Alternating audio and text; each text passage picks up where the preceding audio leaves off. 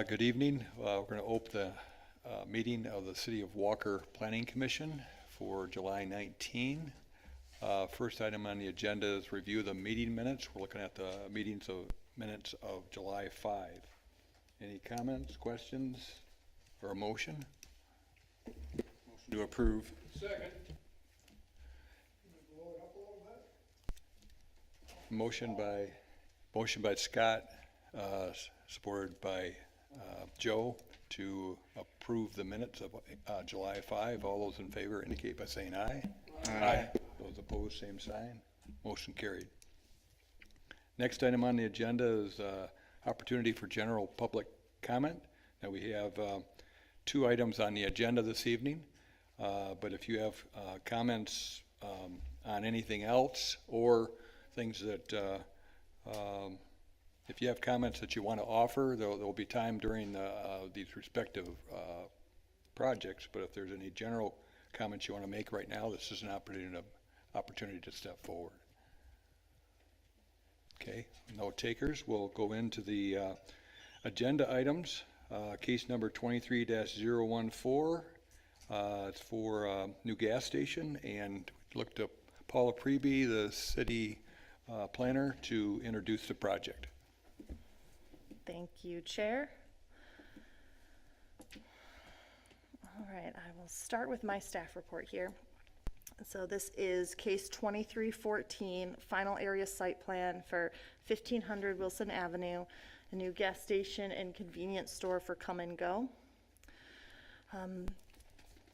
The site is zoned CPUD, and it is the southernmost lot of the Lewis Farms West PUD that was approved last year. It's a new gas station with 8 fuel dispensers and a canopy, convenience store, parking lot, dumpster enclosure, landscaping, lighting, cross-access easements. Let me jump ahead. So here is the things you can see here in purple and red here. This is that larger PUD. And then we're looking here at the corner. This is the northwest corner of Wilson and northeast corner of Wilson and Leonard. So that was the zoning at CPUD. Here we're looking at an excerpt from the community character map in the city's master plan. The site is designated neighborhood node.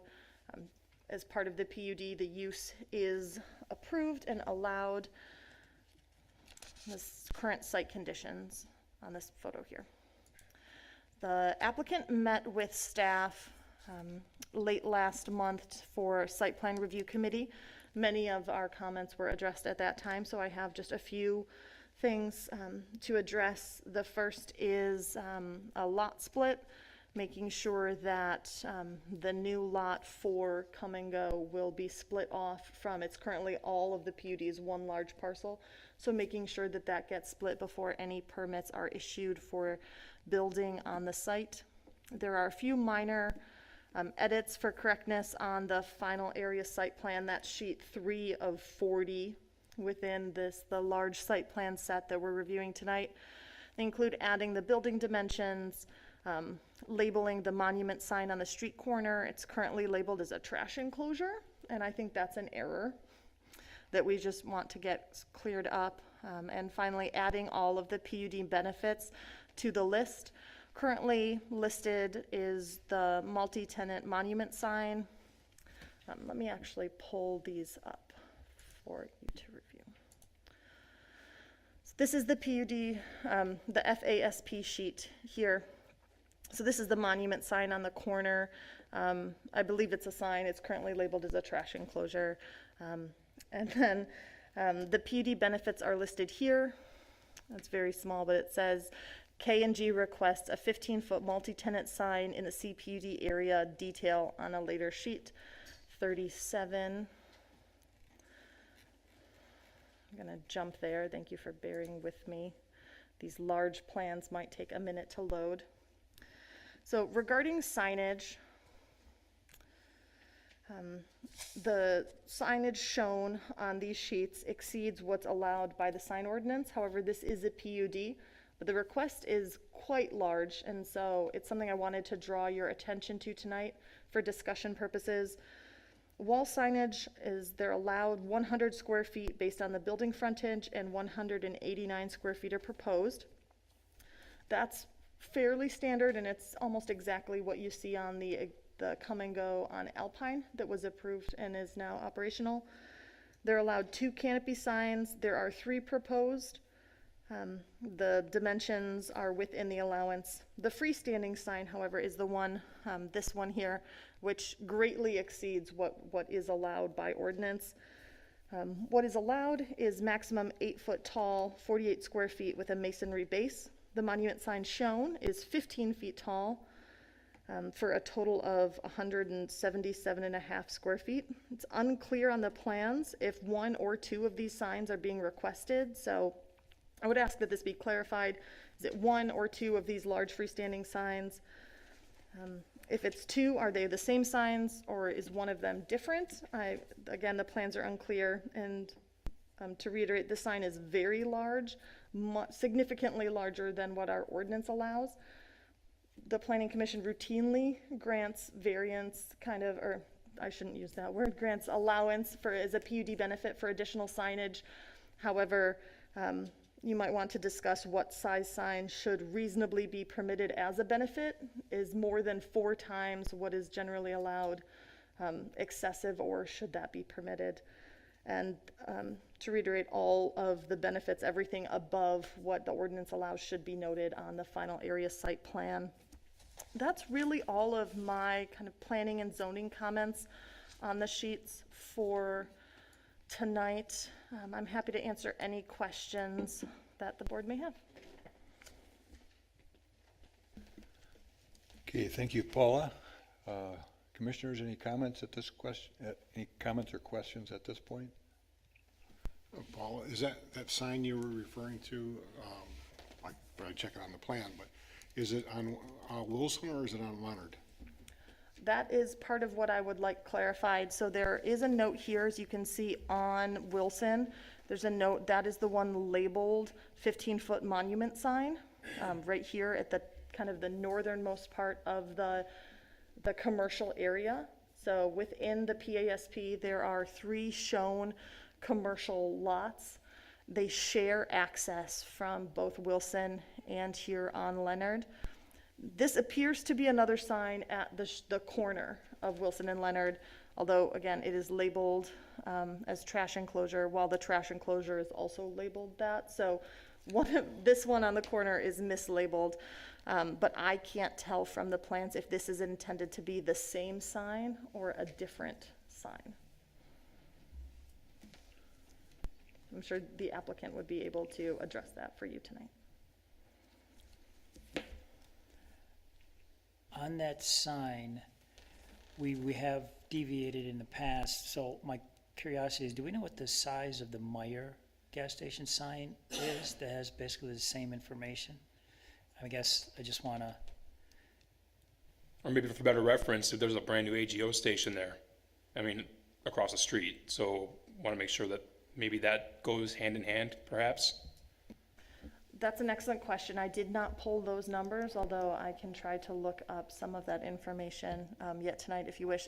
The difference here from the AGO in particular, and often the Meijer standalone Meijer signs, is this is intended to qualify or to act as, in addition to the gas station, you'll see 2 tenant spaces there to act as the freestanding sign for the future additional commercial to go on those other 2 lots in the commercial area. So this, if approved, would be the freestanding sign for those other businesses. They wouldn't be allowed an additional freestanding sign. So that's part of the consideration in terms of how large of a PUD benefit to grant, because it acts not just for 1 business, but for 3, at least 3. But still, 15 feet is just about double the height that is currently allowed by the ordinance. And again, 48 square feet is standard for a commercial sign, freestanding sign, and this is 177. Okay. All right, now we'll move on to the city engineer, Scott Connors, to address his comments on the project. Good evening. Maybe to start off, some good news. MDOT is putting in a new traffic signal at the intersection of Wilson and Leonard. That's been in the works for a long time. We had quite a few episodes of review where we just didn't meet the minimum numbers to get it done because we're asking for the left turn phasing, obviously, as a community. And they do have that warrant met now, so the new traffic signal will have those left turn phases. So we're going to get what we asked for. It's gonna help people turn left from Leonard onto Wilson, but it's going to take green time away from the people that just want to go straight across, both on Wilson and Leonard. So there's always bad with good. So be patient there. This does relate to this development quite a bit, though. I think it's important to point out the traffic study that these folks had put together and what some of those recommendations were. And the driveway on Leonard Street has been a little bit troublesome for staff. And originally that driveway was going to be a little further to the east, and it was going to be lined up with ironwood. And then as the property was split in two and is now being developed, the driveway's been moved a little bit further west. And as the traffic engineer had pointed out, with the backups that you see on Leonard Street, even with a left turn signal, there's going to be enough of a backup that there's not enough center turn lane left for people going east to use that driveway to turn left in the peak hours, which is pretty significant. You know, the rush hour in the morning, the rush hour in the evening, and probably around lunchtime. So that's why they have that left turn restriction there. We're a little bit nervous about that. I agreed to carry the message from both PD and DPW on this as well. Obviously, they don't come to these meetings, but we do collaborate quite a bit. And that's really the big issue that we can see on this site. There's lots of little issues in my report, but that's the one that I think you really need to take some time and think about. If we were to go back to a previous layout where the driveway could be moved further east onto what's now the Dave Visser half of Lewis Farms, it would be allowed as full service.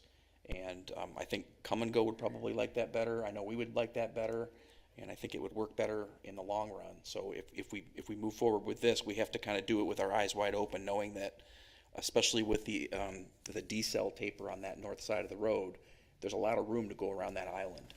And so people are going to do it. In fact, some of us might even do it. I'm not going to stare at anybody, but, you know, it might even be me. You know, this happens all the time. So something certainly that you want to spend some time looking at. Other items in the report, there are several different cross-access easements shown. We'd recommend that all these easements be secured as part of this phase of the development, so that they're in place now and not wait for commercial lots 2 and 3. That can get sticky sometimes with properties trading hands, so let's certainly secure those now. The truck turning template for the northbound traffic entering this site is a little bit troublesome, and so we had pointed that out during site plan review, that northbound movement into that drive and the super tight right turn that they have to make looks really tight. They did model, or they did show the truck turning movements from the north, but not from the south. So we want to make sure that that's accounted for. There would be no truck movements into the Leonard driveway, theoretically. Somebody's going to drive over that and knock down a sign here and there. It happens at all of these, but they should be using Wilson Avenue for the most part. The Wilson Avenue driveway, at our last review of this, the exit lanes, there were 2 12-foot lanes, so one to go right and one to go left. And they're now reduced to 10 feet. I suspect that's because of the truck turning movements and the need to steal some space for the entrance. But that, again, becomes troublesome for people exiting, not just passenger cars, but, you know, trucks pulling trailers. If you looked at some of these new gas stations that we have around the city, there are trucks everywhere. And, you know, there's Amazon trucks, FedEx trucks, Mishcon trucks, DTE. It's lots and lots of trailers, lots of activity, all great things. They just all take space. So something important for you to consider. MDOT makes the final decision on that driveway, but if you have some input, we can carry that back to them and make sure that they're aware of what your concerns are relative to the site plan. A couple small things on the Leonard Street driveway. We want to make sure that the curve radii are 30 feet, consistent with our standard. There's also a little 1-foot sliver there that we want to make sure is taken up with concrete, and we don't try to put a small sliver of pavement in. Again, because this is not a standard driveway for us, so we don't really have a right in, right out that we can give them. Back in 2019, when Leonard Street was reconstructed, we did have the vision to imagine what the implications would be on the north side of the road. We had to build sanitary sewer in advance, otherwise they would have to dig up the new road. So we put the sanitary sewer in to serve both halves of the Lewis Farms development, and at that time we were told to make sure that that becomes part of a development agreement where the city can get paid back. We also did some water main work there for the same reasons. The water main was a little bit different in that it ran east and west across a lot of the frontage. We have, you can see in the report, very exact numbers there, $55,000 and $14.96 for the sanitary sewer that comes onto the Steve Visser property, and $154,823 for the sanitary sewer. And when we look at the frontage that was served with that one, the Steve Visser side would have $26,319.91, and the remainder would potentially be applied to the Dave Visser side. So we recommend that that be a condition of this approval. The city manager's office has tried to get away from doing development agreements, and so they want these conditions to be right in the report. So we would ask that you consider that. And then for the record, those fees, they don't just go into a city coffer for other projects. It goes to buy down the debt on the sewer and water systems. So the people that helped pay to put those utilities across the street will be paid back by having lowered rates based on paybacks just like this. And we have several in the north part of the city as well. So very standard operation for us. And then the last two items, we're just asking for some flexibility related to the overall preliminary utility plan, which is basically their initial request for how the sewer and water would be served across this site. They've submitted several different plans. I think we have 2 or 3 of them on our server, and when I checked with Grand Rapids, there was another version that we didn't have on our server. So we want to make sure that we have the flexibility, and you can direct that to my office, to make minor changes to the plan after some review with Grand Rapids. And then the last one is related to the public right-of-way design that you see on page 28, 29. Similarly, there's going to be some changes most likely, and a lot of that will depend on how your discussion goes. But we would like to make sure that we can handle those at staff level in terms of a radius or the length of a deceleration taper, those kinds of things. And if you can make that part of your motion, we would certainly honor that. And that's it for engineering. Thank you, Scott. Commissioners? Hey, Scott, I know you mentioned, the right in, right out, and we have a bunch of them up on Wilson and Lake Michigan Drive, and like you say, everybody kind of goes whichever way they want. This design has been used quite a bit.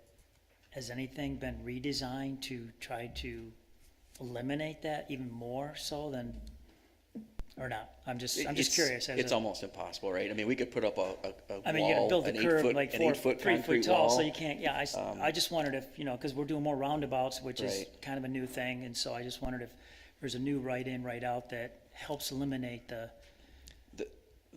design that would eliminate it would be inherently dangerous, right? Okay. Because we'd probably have bollards and things to make it just about impossible, and then they become a hazard at that Okay. point. And then there's still, the one person who's going to try it Still gonna anyway. try it anyways, yeah. And maybe get stuck. Okay. So no, we don't have a perfect design. Okay. Am I understanding this right, that there's no way to go east on Leonard, There's no way to going east on Leonard to enter this site. or exit the site? You can exit the site. You'll have full movements for the exit. Would that take a left-hand turn? Their traffic engineer believes that it's okay to take a left turn out of here because you're going to the east where there would be more excess center turn lane. Now, I don't think that's going to happen all the time. I mean, that's a little bit of an undesirable situation as well. But I think moving that driveway further east helps with exiting and entering. But in terms of the stacking, what you need to have center turn lane to the west towards Wilson Avenue to be able to stack in there and turn left. And I think that's the most critical piece. Does this exit line up with the new gas station's exit on Leonard, or where does this line up? I believe it does. It's underneath, yeah, there you go. So that's the easterlymost driveway, past Just Bargains, that will be the AGO driveway.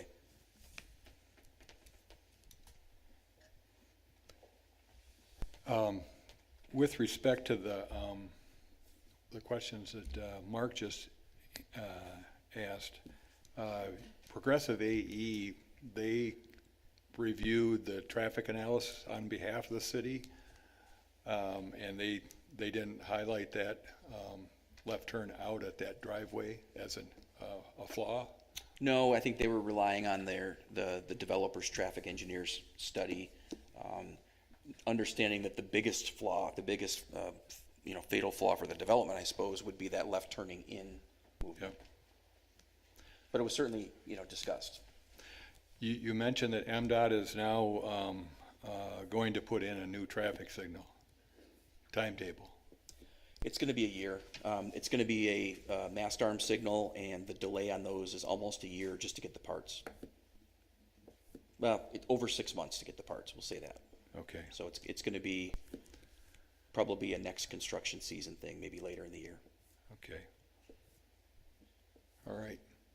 Any other questions for Scott? Okay. At this point, if have the developer or the representative of the developer come forward to the podium, just punch the button to activate the sound and provide us your name and address and introduce the project. Thank you. Is it working? Okay. My name is Mike McPherson. I'm with Atwell Civil Engineering Consultant for Come and Go. My address is 2 Town Square, Suite 700, Southfield, Michigan. Appreciate Paula's and Scott's introduction. I did prepare just like a real quick kind of PowerPoint just to give you guys a little bit of background on Come and Go themselves and to touch on the project. So Come and Go, I'm not sure how many of you have heard this already, but Come and Go, is based in Des Moines. They're privately owned, so they operate all their own stores. They're not franchised, anything like that. They've been going since 1959. We can go to the next one. Right now they're in 14, 15 states. They have over 400 stores, 5,000 employees. And are growing obviously into the Grand Rapids area, also into the Metro Detroit area and some areas out west at the moment. Just a little bit of information about investment on a site. Typically, and this one's actually a little higher, but typically it's $8.5 million on average that they invest to construct one of these stores. Obviously, generate taxes and whatnot for the local communities. Jobs, they hire local folks, and most of their jobs, 70% of them, are for full-time roles with full benefits, tuition reimbursement, health care, all that typical stuff that you would expect. So they have some good quality jobs at K&G, and that's something they pride themselves on. Next one, renewable fuel. So they understand, obviously, gasoline itself may not be around forever. So all these sites are prepped for EV charging. So you won't visibly see it up front, but all the conduits, everything will be in the ground out there during the initial construction to convert as needed, as the need comes online, to put in EV chargers and systems. Donations. 10% of profits get donated back to their local communities, so they get involved in different types of charities, and they generally select certain charities in each community. I'm not sure what they'll do here in Walker, but you might have. I'm sure they're starting to get involved in the other one that's already open, so they probably will piggyback on that. Some general, and you guys are probably familiar with looking at the building that's already open, but so some general visualization of kind of what the site will look like. Canopy in the building materials. It's same materials and a little bit different orientation, but same general layout as the one that's open now. Again, just the building without the canopy. You can kind of see all the glazing on the front. You can see into where the seating is and whatnot inside. The inside, for those of you who haven't been in any of the open ones, just some general photos here. You know, they do have some seating that you can go sit down and, you know, eat your meal from any of the food that's prepared there. They've got free Wi-Fi, that type of stuff. Good spots for lunch. The indoor kitchen, it's all prepared to order items. So sandwiches, grain bowls, different things than what you would typically see at a normal fuel and convenience stop. You know, healthy type items. Food rescue, again, you know, since they prepare foods, obviously there's foods that don't get sold, right? They work with local food pantries and donate that food to those that may need it. So. And to the site itself here. So I think everybody understands where the location's at, but there's the aerial again. The PSAP, so this is just a snapshot of the PSAP that was already before you guys here last year. It's been several months now. So this proposed FSAP is just the very far on this screen, the very far left portion where the come and go is going to be. So it's phase 1 of the commercial portion, basically, is all that we're requesting with this request. Everything else you see here will come again to you guys in the future as it develops. Again, this is just a blow up of the PSAP as approved. And you'll see that when we go to the next slide, that the current FSAP is almost exactly the same as what was previously approved as far as layout, building configuration, everything else. A couple things here. To the north, you'll see that there's a drive, a temporary drive, basically, and that is proposed to give some access to the residential to the north due to the turning restrictions on the Leonard driveway that are proposed. This will, again, try to encourage people to use that driveway at times when they want to go that direction to the north, especially try to get to the residential, and you know, hopefully avoid illegal turns at the driveway on Leonard. The other depiction is just the landscape plan, and I just want to point out on this, obviously we're doing all the perimeter landscaping for the whole commercial phase with this initial development. So the only portions that wouldn't be landscaped would be basically the pads for the interior pads for the future uses. So all the screening around the whole perimeter, everything are being proposed now. Again, that's just the you know, the 2D elevation and the materials. Again, same materials as the previous one. And then traffic. I know this is obviously the hottest subject here. So with this phase of the development on Wilson, we're proposing a full access drive, which you can see there. It aligns with the drive to the school to the west. It's over 600 feet from the intersection, so it's you know, meets separation distance requirements. We're proposing when you're going northbound, there'll be a decel lane for making that right-hand turn. That'll be added.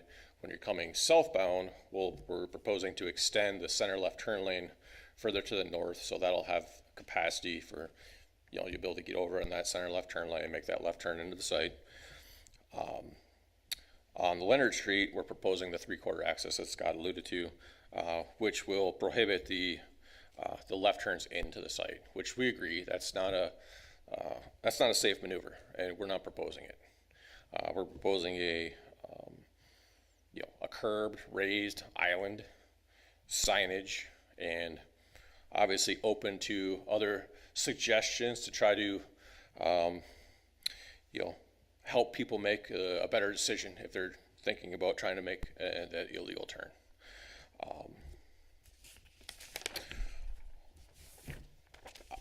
I guess I'll circle back real quick and just touch on a couple things. Signage, and Paul is correct, we did mislabel one of the signs. So there are two ground signs proposed. That should have been a little number 1 instead of number 2. And they are 15-foot tall right now as proposed. Open to discussion on that, but again, to Paula's point, this is going to be the only signage for the entire commercial, the 6.5 acres. So we wouldn't want to see a bunch of separate signage for a bunch of different users and stuff out there. We're trying to have kind of consistent signage, prepare a package here where we have panels for them to go on, so it's kind of all nice and tidy. Understand it's taller and larger than ordinance allows. Obviously, we are in a PUD, so that gives you folks a little flexibility to consider what we're proposing. Open to discussion on that, but there are 2 signs proposed right now, and they would both be the same sign. That top right corner detail would be on both of those locations. Is that on the one on the north drive as well as at the corner? Correct. 2 locations, yes. Yep.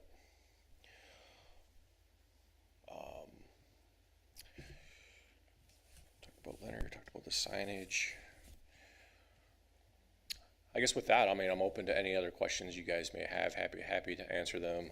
Do have representatives from the actual property ownership here as well that can answer applicable questions on that front as well. So. This is a second gas station going in on the same street. Does that mean we're gonna get a bargain when we go there? Unfortunately, I don't control that. I will say that it should get more competitive, more competition, right? So Yeah. I would think that probably you'll see better pricing overall in the area.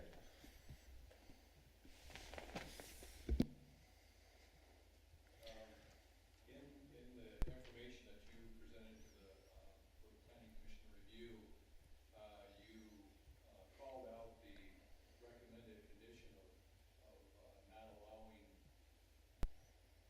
this project to occupancy for this project until unless that signal was upgraded. Could you elaborate on that? Yeah, so basically, and to your point, thanks Terry, there was a kind of a letter that accompanied the submittal, and it kind of broke out the anticipated phasing for the build out of the project, right? This being phase 1, as we'll call it, just the convenience store and fuel station, the come and go. Phase 2 would be the addition of 45 of the multifamily units. Phase 3 would be the addition of both of the additional commercial pads plus the remaining, I think 70 residential units. So that'd be full build out. And with this phase, and in talking with MDOT, and I think Scott was part of the conversations, I think everybody was comfortable to allow the KG to open and operate prior to the signal upgrade. Now, I'm not saying that's going to happen because timing wise, it looks like we're going to be about on the same track right now. But our anticipation is that we wouldn't be conditioned on that, but phase 2, phase 3 full build out would certainly be conditioned on the signal upgrade being in place.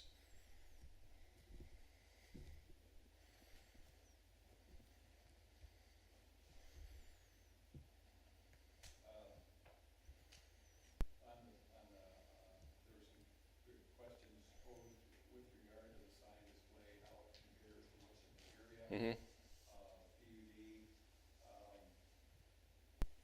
are you developing this package in concert with the developers, or? Yeah, so the signage package? Yeah, the signage package, yes, we are representatives of Come and Go. They also have a sign vendor who actually prepares the physical package. And yes, this was in conjunction with both Come and Go, the developer, and the sign vendor. I mean the developer of the larger PUD. Okay, yeah, the residential portion as well? Yes. Yeah, Brandon Visser is here, and yes, he's been involved in this as well. Yep.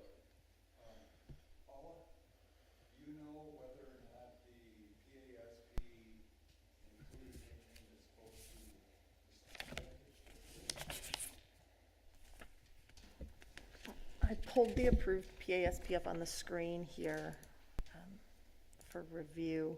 I don't remember anything. Signs will be ground mounted, meeting the requirements of the city. Placement on final site plans. That is what is listed on the approved PASP. So it's not a whole lot of direction besides ground mounted signs. I would agree with that. I do have a copy of it here. The locations are shown on the PSAP, and the same locations we show now for ground signs, but the language just does say ground mounted signs, and basically, you know, to be determined is essentially what it says, right?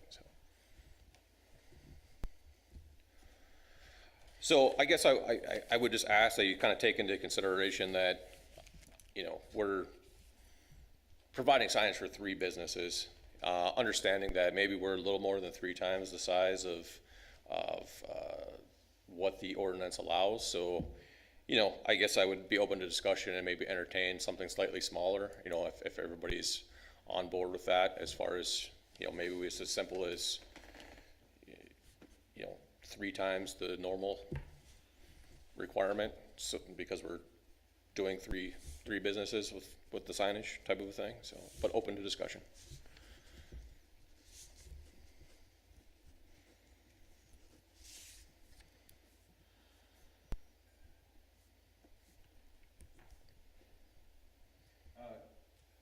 Just turning to the drive on Wilson Avenue, are you in the permit process with MDOT? Yes. So, at this point in time, you're relatively sure that MDOT will be okay with the design that you've submitted? Yes. Yeah, this has been vetted with MDOT quite a bit. Okay, Scott, you got the same impression? No, No? no, we don't get involved in the MDOT permit. We do talk with them. Yep. And that's why I've said if you have some strong comments, I can share those with our MDOT colleagues. Sorry, no red button. But you're aware that they've been in contact with them as they've developed this plan? Through the general review of the PASP and the traffic study, yes, to talk about how long the center turn lane needs to be extended to the north and things like that. Specifics to these driveways, no. Yeah, because of the fact that MDOT is ultimately the agency to approve that, if we are inclined to take action on this evening, that we might want to consider a condition that it be subject to permits issued by MDOT on the property. Just so that we keep good with that Absolutely. as primary jurisdiction. Yeah, completely agree with that. And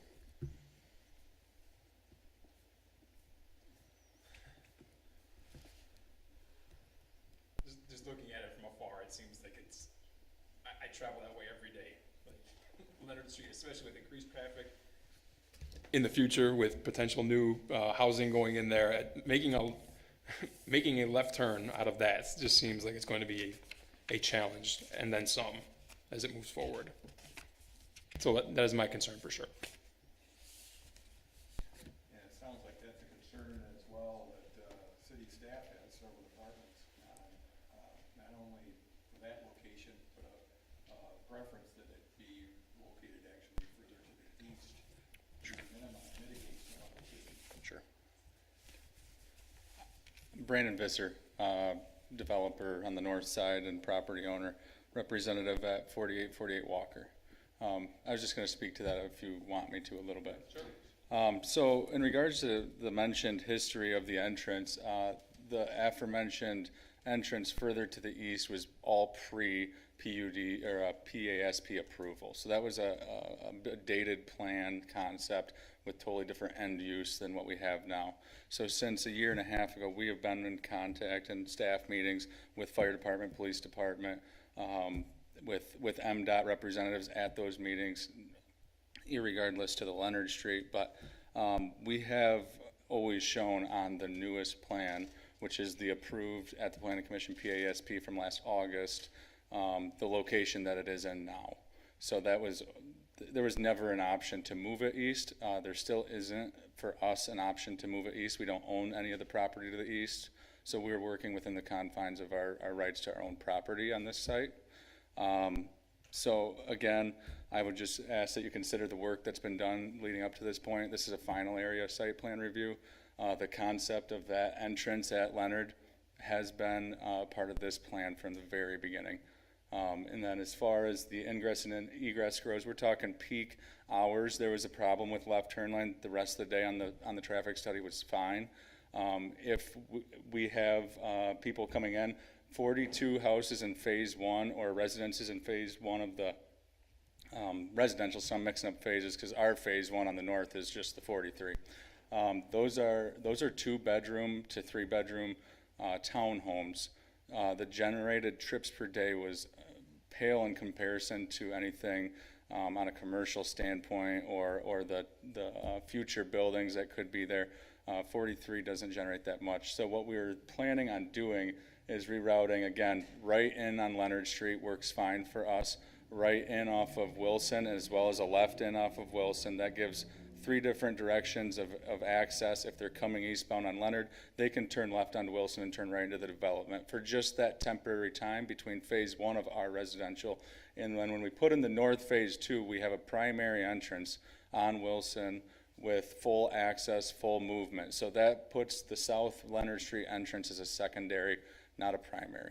So this is, it's temporary, but also a means to function correctly as it is, but it is also going to be improved upon when phase 2 does go in. So for our standpoint, we've spent a long time determining the feasibility and the functionality of those 2 ways.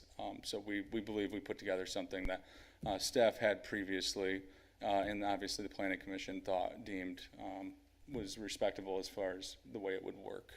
So that's what we're kind of here. We wouldn't come here if we didn't believe that this was vetted already and tried and true. So there's been some new information. We've made some adjustments since then, like the barrier, and up until that standpoint, there's little we have for options to do, so that we feel like we're pretty confident. Yeah. Also mentioned the utility payback. As far as that goes, we're willing to work with Walker as far as the payback. I talked to Scott a little bit I just got the numbers in the report last week, as all of you did. So that was something we had not seen before. So I just asked him to show some numbers and we can work that out on the back end or however he sees fit. We just wanted to see where those numbers came from, and then we can move forward from there. Paying our fair share is just fine with us. Thank you.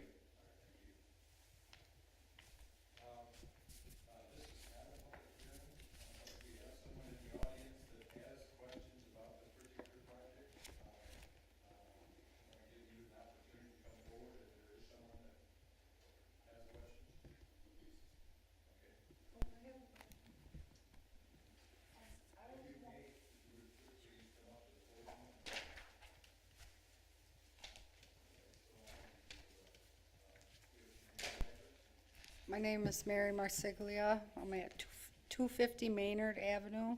I was just wondering where they get their traffic studies from and who does them. And when they say that the traffic sign is going to be on the corner there, is that like, do they study like how people can get around there? You know what I mean? By making the turns, because everybody's concerned about left-hand turn here for some reason. And it's really hard to do left-hand turns. That's a super busy street, and it's gonna have a lot more traffic. But where do they get the traffic study from? That's my main question. Who does it? So when we have a large development like this that requires a traffic study, the developer has to produce the traffic study with a traffic consultant. It's usually an independent engineering firm that they hire, and oftentimes we'll hire an independent firm to review their work. And in this case, that happened. And so we take what they have provided, we use our institutional knowledge because we're all local, we see this every day, and we kind of blend that together in final recommendations. So the people who do the traffic study, do they work for the city or they're independent? They are typically a private consultant hired by the developer, but then checked by an independent traffic consultant that we hire. Oh, okay. All right. Thanks.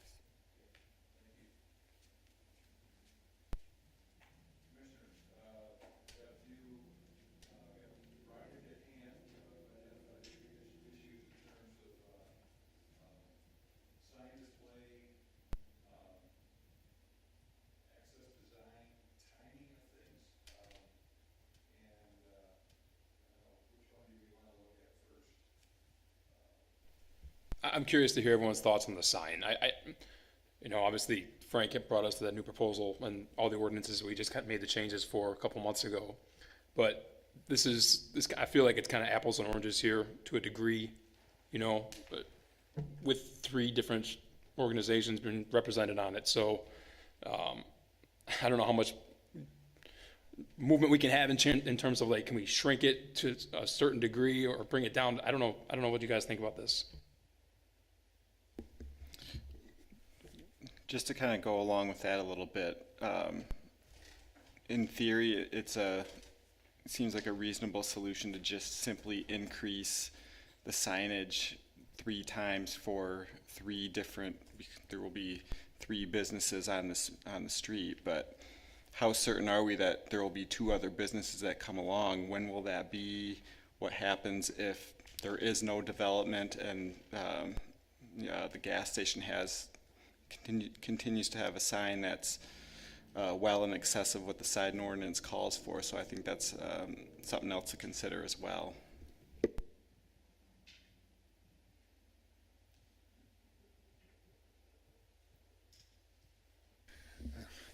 My only thoughts on this is that if the square footage that's dedicated to come and go, if that's bigger than what's allowed for one company, then I would like that shrunk down to that size.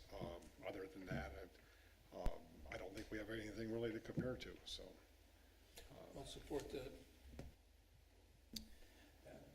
Well, I think we do have it to compare it to the Myers sign when Blaine's went in and everything else. We had a big discussion on that sign. And it's basically the same thing, and it has gas prices and it has a couple different businesses. And we granted them a little bit more allowance, but not nearly the amount that this place is asking for. So I think if anything, I was gonna say we could meet that and nothing more, but that would be my comments.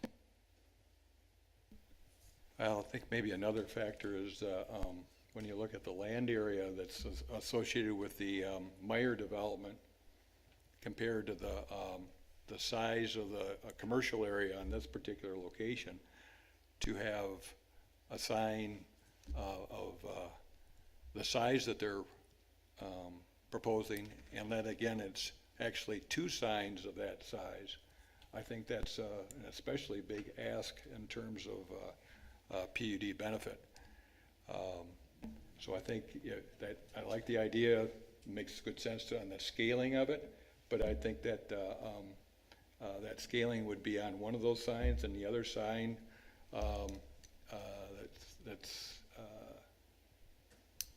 perhaps that would be to identify just come and go right at the intersection. So if they want to have that multi-tenant sign on the drive next to the drive on Wilson Avenue, that would seem to make some sense to scale that down to the 3 that we mentioned here, comparable to what the 3 would otherwise get, but then scale back the one on the corner quite a bit more. Yep, I agree. And not like a 15-foot sign on the corner there from a visual, you know, for all the drivers, stuff like that, if it was a, yep.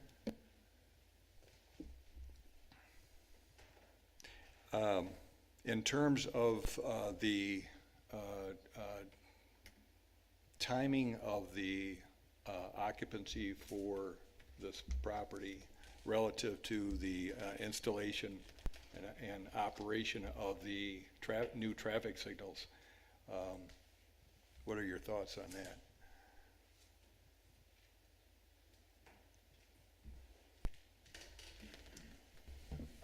If Scott says we're looking at a year out to have this done, I mean, it seems like it is gonna fall straight in line. Am I wrong? By the time that this gets off the ground and gets rolling, playing with a couple of weeks perhaps? I don't know. It sounds like from what perhaps Scott has said and the developer, that it might end up being very close together, but in the instance that it isn't,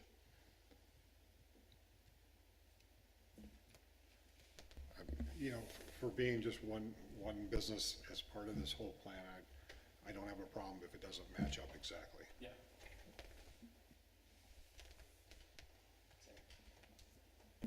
Could we mandate that the Leonard Street exit doesn't exist until that signal's in? They can still go out the Lake or the Wilson and just block off the Leonard Street until that is? I mean, is that an option? I don't know. It can be built, but just like, I just left another meeting where a driveway was blocked off with cones, and somebody found their way in and Cones yelled are at hard them. So that's fresh in my mind. That would be tough to do. Maybe it's a question for them, I suppose.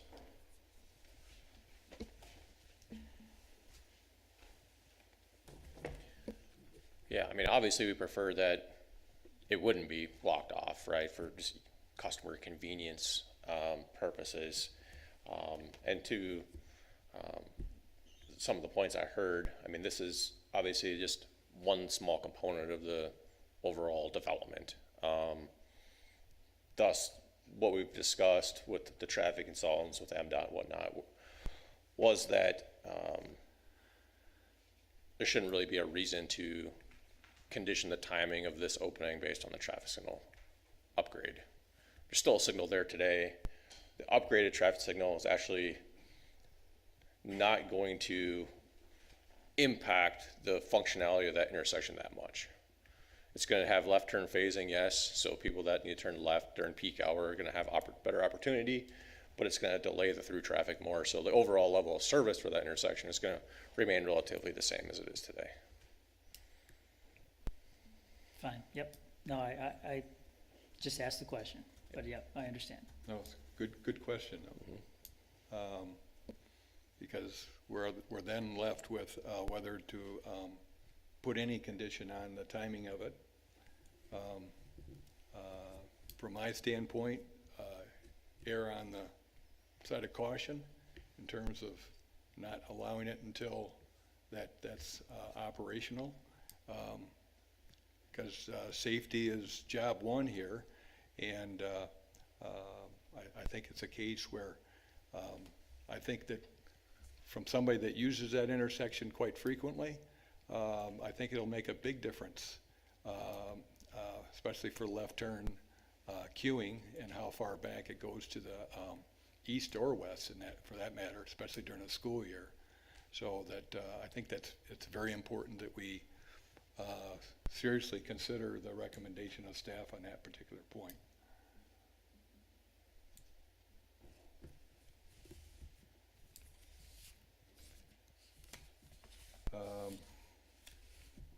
Are there any other pending issues as far as what we discussed this evening?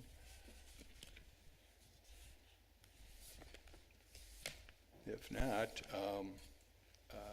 is there anyone ready to offer a motion on this project?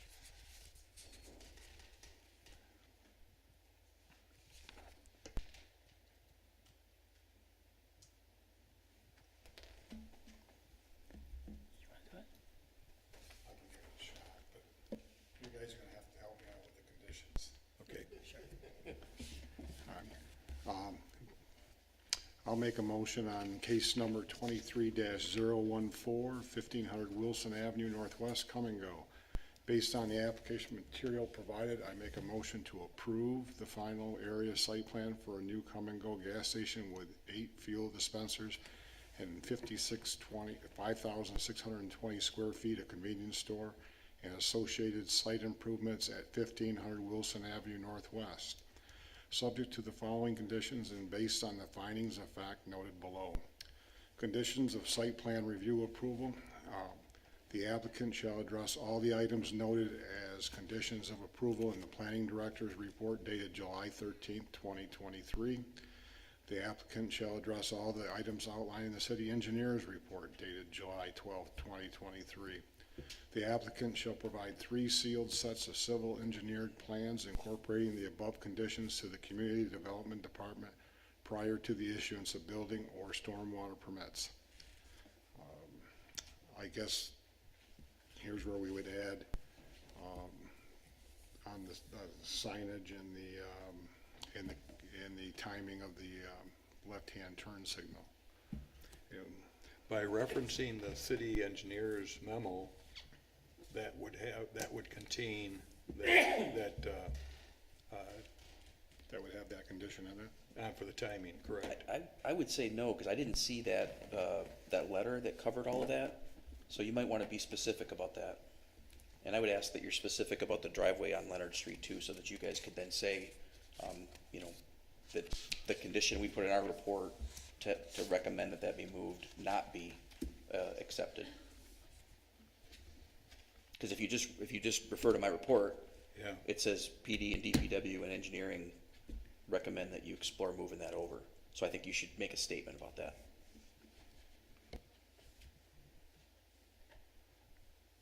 Let's see how we're gonna do that. Go to the engineer, that's not where I want to go. I think if you just said the planning commission is comfortable with the location and the restrictions, that would take that essentially out of that report from my standpoint. The planning commission is comfortable with what there, Scott? The location and the traffic restrictions. Okay. Now, your location recommendation, though, is to hold back and have it look into relocating it to the east. That's what staff from site plan review recommended, but then you heard from the developer here who's saying that he can't. And then you have to make the decision about Okay. what you want to do. So I'm just saying, if you just simply say, we take the city engineer's recommendations or memo, that'll get sticky. So it'd be better if you made a bold statement about it. All right. Okay, we'll try with additional condition. The planning commission is comfortable with the Leonard Street entrance and exit. However, we highly recommend that it be moved to the east if feasible. That's, you guys pick the direction, but that at least allows it to move forward. All right. And then signage. If I may add one thing, Terry mentioned earlier a condition of the driveways being subject to permits issued by MDOT. You mentioned you wanted that in the conditions. Okay. So the sixth condition would be, is that going forward with this is based on getting approval from MDOT for the driveway on Wilson Avenue. And then signage, how did we come up with signage? We would, the commission recommends that the sign at the north entrance exit be scaled back and allowing the sign as drawn for the corner or vice versa? The sign in Wilson should be sized appropriately based on other area signs, like we discussed as far as size, because it is now 3 times the size. The size of the sign on the corner should be sized much smaller to meet the actual code. Yeah, I think the only thing we're gonna do is the commission highly recommends that the signage be adjusted downward somewhat, and we'll allow staff to negotiate the final signage. Yeah, sounds good to me, yeah. Okay. Well, unless you got specifics. All right, continuing on, findings of fact, per section 94-283. Dimensional arrangement of buildings and structures conforms to the required yard setback, height, and other applicable regulations of the CPUD, zoning district. The proposed buildings and structures have a comparable relationship to the size, terrain, landscaping, open space, and other buildings and structures existing and proposed. The general character of the development will not minimize any adverse, effect on the development in the surrounding area, and will not place demands on public services or facilities in excess of capacity. Proper site drainage will be provided so that the removal of surface waters will not adversely affect regulated natural areas, neighboring properties, or public storm drainage system. The provisions for vehicle loading, unloading, and parking, and for vehicle and pedestrian circulation on the site and onto adjacent public streets will not create hazards to safety and will not place demands on public services or facilities more than capacity. Drives, streets, and other elements have been designed to promote safe and efficient traffic operations within the site and shall provide the safe and efficient access to and from the site considering adjacent streets and curb cuts. Pedestrians access has been provided between major activity areas and employment centers. Exterior lighting will not create undue hazards to motorists traveling on adjacent public streets. Lightings will be adequate for the safety of occupants or users of the site. Plant material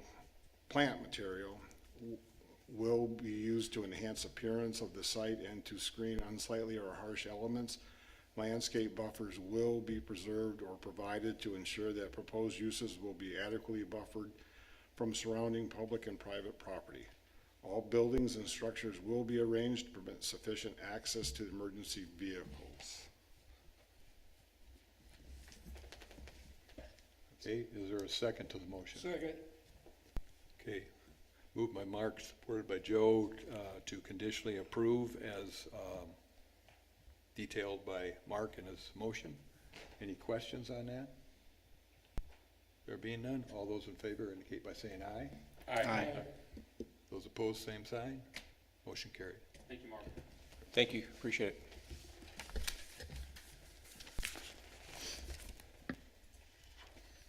All right. I started watering, I couldn't read that. Next project is case number 23-015, a rezoning with a PUD development plan, preliminary PUD development plan. Again, we look to Paula Preby, Planning Director, introduce the project. Thank you, Chair. Case 2315 is a rezoning and preliminary area site plan review for properties currently at 3210 and 3250 Lake Michigan Drive. The proposal is to rezone from the current zoning, which is SA, suburban single-family residential, to RPUD2, which is a residential planned unit development of slightly higher density.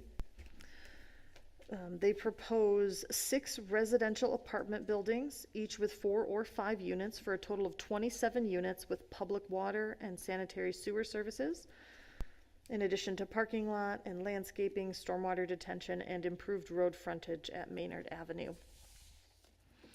So there are 2 components to this request. I'll go through both of them. You'll also see 2 motions for the board to make, one to recommend or to make a motion to send it to the rezoning to the City Commission to recommend approval or denial of the rezoning request. It goes forward regardless. And then a second motion regarding approval, denial, or tabling of the PASP review. First, the rezoning. Let me show you here. So this is the community character map from the city's master plan. You can see the properties in question here. They are the 2 small boxes on the corner of Lake Michigan Drive and Maynard Avenue. They are, along with most of this frontage here, split. There are 2 different designations across the property along the corridor on Lake Michigan Drive. It is designated NC Neighborhood Corridor, and south of that, it is RG for residential growth, 2 to 4 units per acre. So appropriate land uses in the neighborhood corridor areas include low-density businesses as well as small multifamily and missing middle style housing units. And that also applies for the RG 2 to 4. And it is my opinion that a rezoning from SA to RPUD 2 is consistent with the master plan's community character map for these properties. Also look at surrounding parcels. This property is located on one of the many corners where the city of Walker abuts the city of Grand Rapids. So we're looking here at both the zoning in Walker, which currently everything adjacent is that SA zoning, across into the city of Grand Rapids to the north. Those properties are zoned planned redevelopment district, which is where you see the higher density residential developments. And to the east, it is low density residential. Another consideration for rezoning is whether the property can be used at its current classification. This property can. However, I believe the RPUD 2 is an appropriate district for this parcel. It's in line with the community character designations, and it allows for orderly development, but maintaining some of the natural character of the lot as is part of, built into the RPUD 2, allowing some preservation of natural areas, clustering of buildings, where appropriate. This is a relatively small lot, so there's limited capacity for those things. There's also a list of questions here for the board to consider when looking at the rezoning, including consistency with the master plan, compatibility with general character and intensity of surrounding development, whether or not it would be constitute a spot zoning, can the property be used, and does the requested rezoning affect the health, safety, and welfare of the community in any way, positive or negative? Are there any questions about the rezoning component before I move on to the PASP review? Just a question, given the bus rapid transit service that's offered by the Laker line in this corridor, I would suggest that it's consistent with transit-oriented development in terms of, can't get more than that than having a bus stop right in front of you. And that's the most frequent transit service we have within the area. Absolutely, and it is immediately out the front door of some of the proposed units. Hearing no other questions, I'll move on to my comments about the PASP review. The applicant met with the staff site plan review committee on June 29th and was provided some feedback. Let me pull up the site plan for you while I'm making comments. So this is current conditions. One lot is vacant. That is the BRT station. There is a single family home on the second, the narrower of the lots. And this is the PASP. So some comments, property boundaries similar, but the inverse of the last one in this case. It's currently 2 separate parcels. As a condition of approval, staff would ask that the lots be combined before anything moves forward, so it is one property. I had a note about the landscaping. There is a landscape plan provided here. By the numbers, the proposed landscaping meets the requirements for buffering. However, part of the intent, the spirit of those requirements is to shield neighboring uses from changes to adjacent property. In this case, there is a single family home that would be still in place next to this new development. The landscaping on the new site is all south of where that house is and doesn't act as that buffer as we would like to see it. There's currently 2 entrances immediately adjacent to the driveway, and another one adjacent to the garage for that single family home. Again, according to the letter of the law, there is enough landscaping, but it's spread out in a way that doesn't feel like it meets the spirit of the ordinance in terms of protecting and buffering the neighboring uses. Regarding parking, this use, and I'm sure we'll talk about it more, it's a bit of a unique residential use. They are townhomes. We sat down actually with the building official to make sure and clarify that these are designated as single-unit townhomes, each unit within the building. So Unit A has 5, Building A has 5 units, Building B has 4 units, et cetera, around. There's one primary entrance. When you walk in, there is a shared kitchen and laundry area, and then there are 3 individual suites, 1 on the same floor and 2 on the other floor, the second story. These are all 2-story buildings. And each suite essentially has a living room, a private living room, bedroom, and bathroom. And so there's some shared space and some private space within these units. They are townhomes. They don't function in quite the same way as the typical traditional apartment that we would see, which has a lot of shared space and individual bedrooms or bathrooms. So when you're looking at it, it meets there is parking as required by our ordinance, more actually than is strictly our ordinance requires 2 spaces per unit.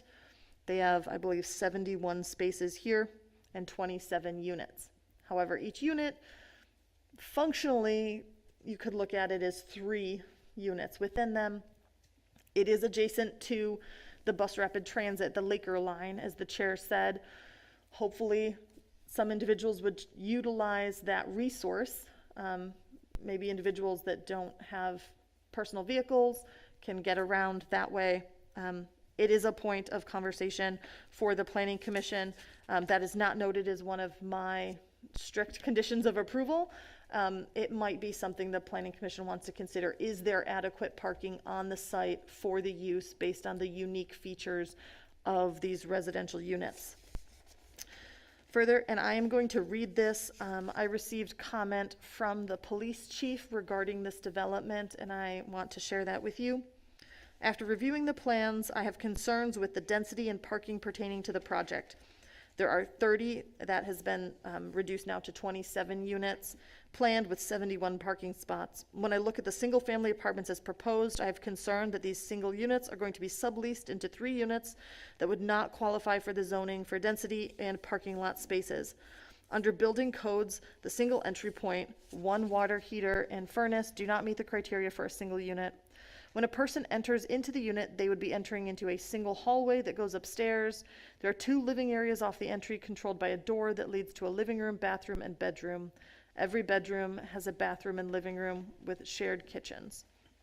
And so he expressed concerns from a public safety perspective in terms of if they get called to these areas, to this complex, what they'd be walking into, the private space versus the public space from a policing perspective. There's some concern about the units themselves from the police chief's perspective. That summarizes all of my comments as well as the comments I received from the police chief. I'm happy to answer any questions about the rezoning or the PASP review that the board may have. Thank you, Paula. Commissioners, any questions at this point?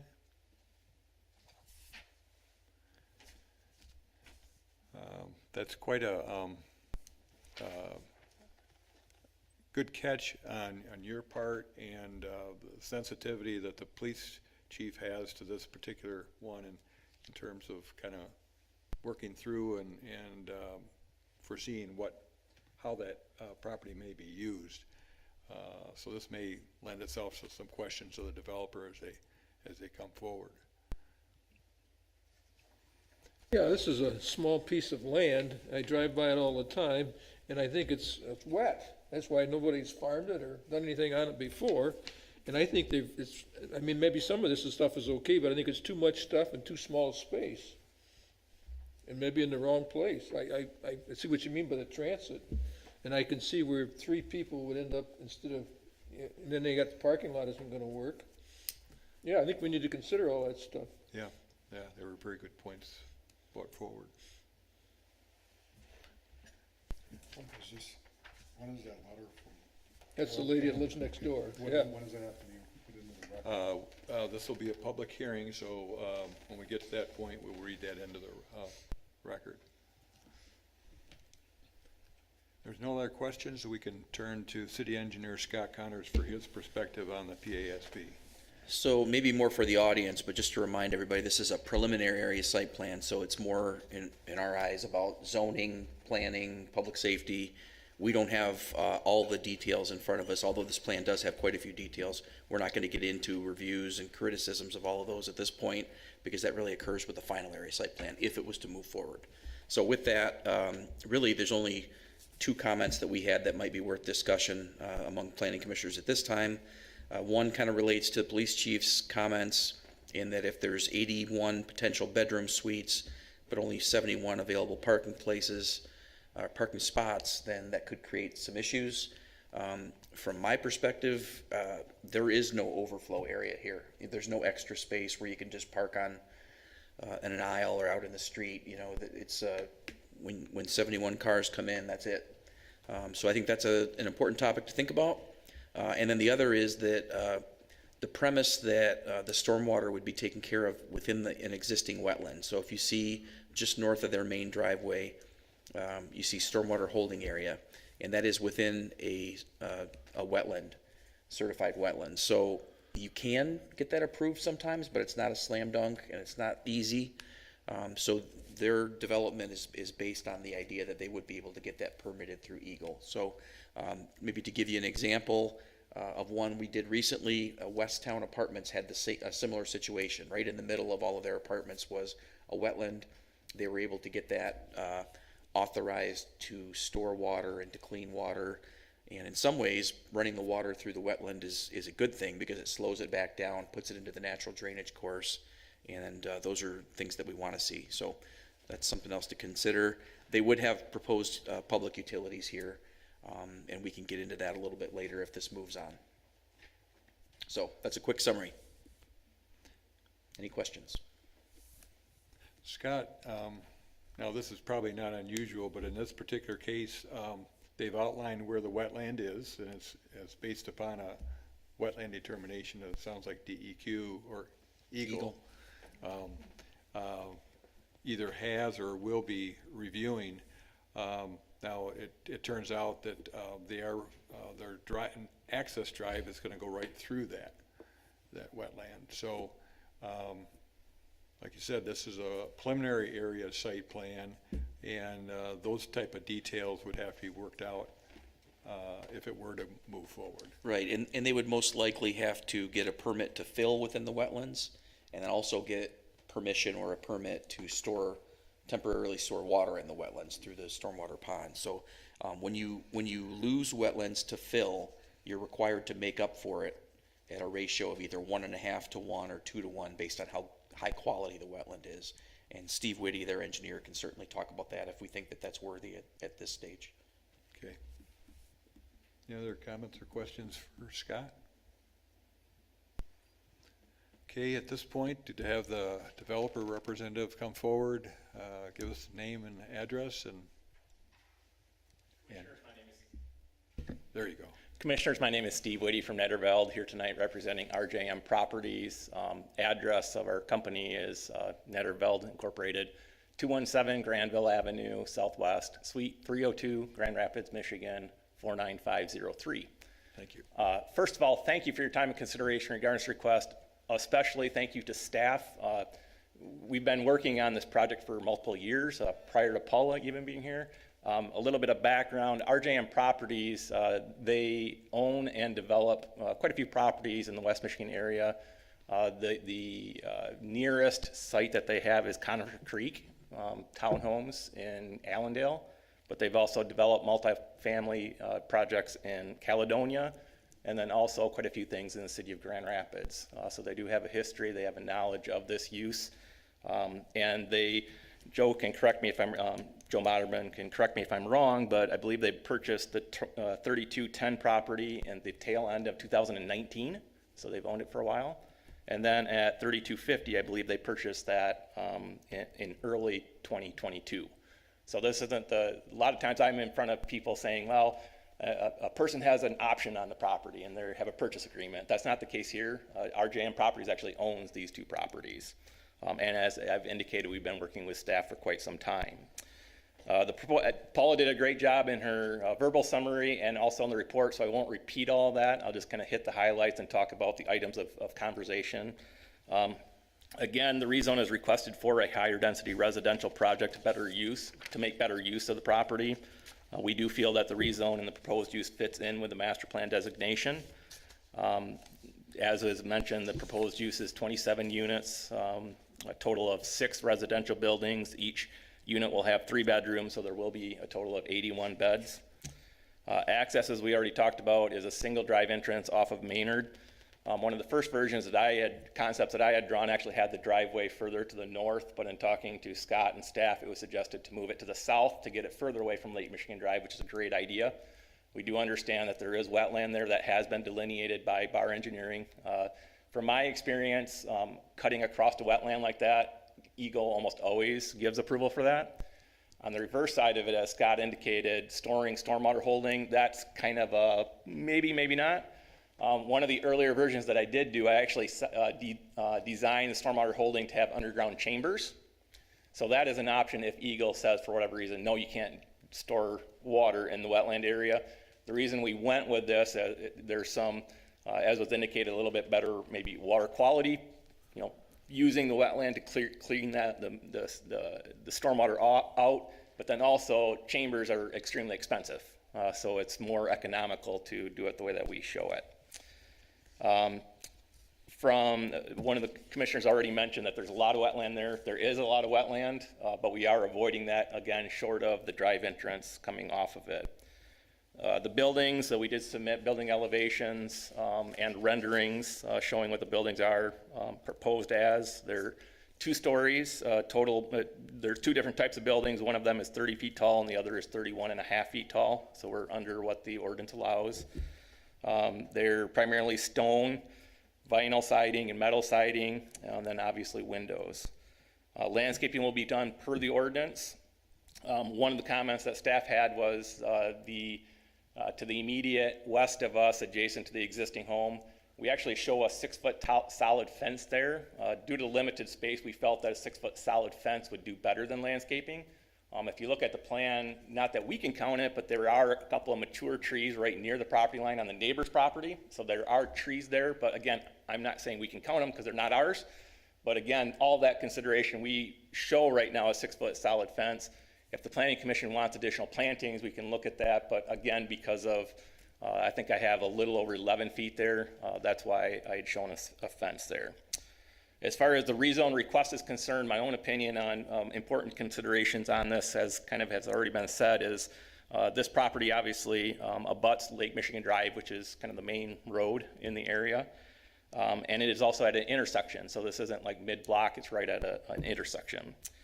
Perhaps most importantly, there is a bus stop immediately in front of this site, which lends itself obviously to public transit and easy access to and from the property. This bus stop also lends itself to somewhat higher density because it's right next to transit service.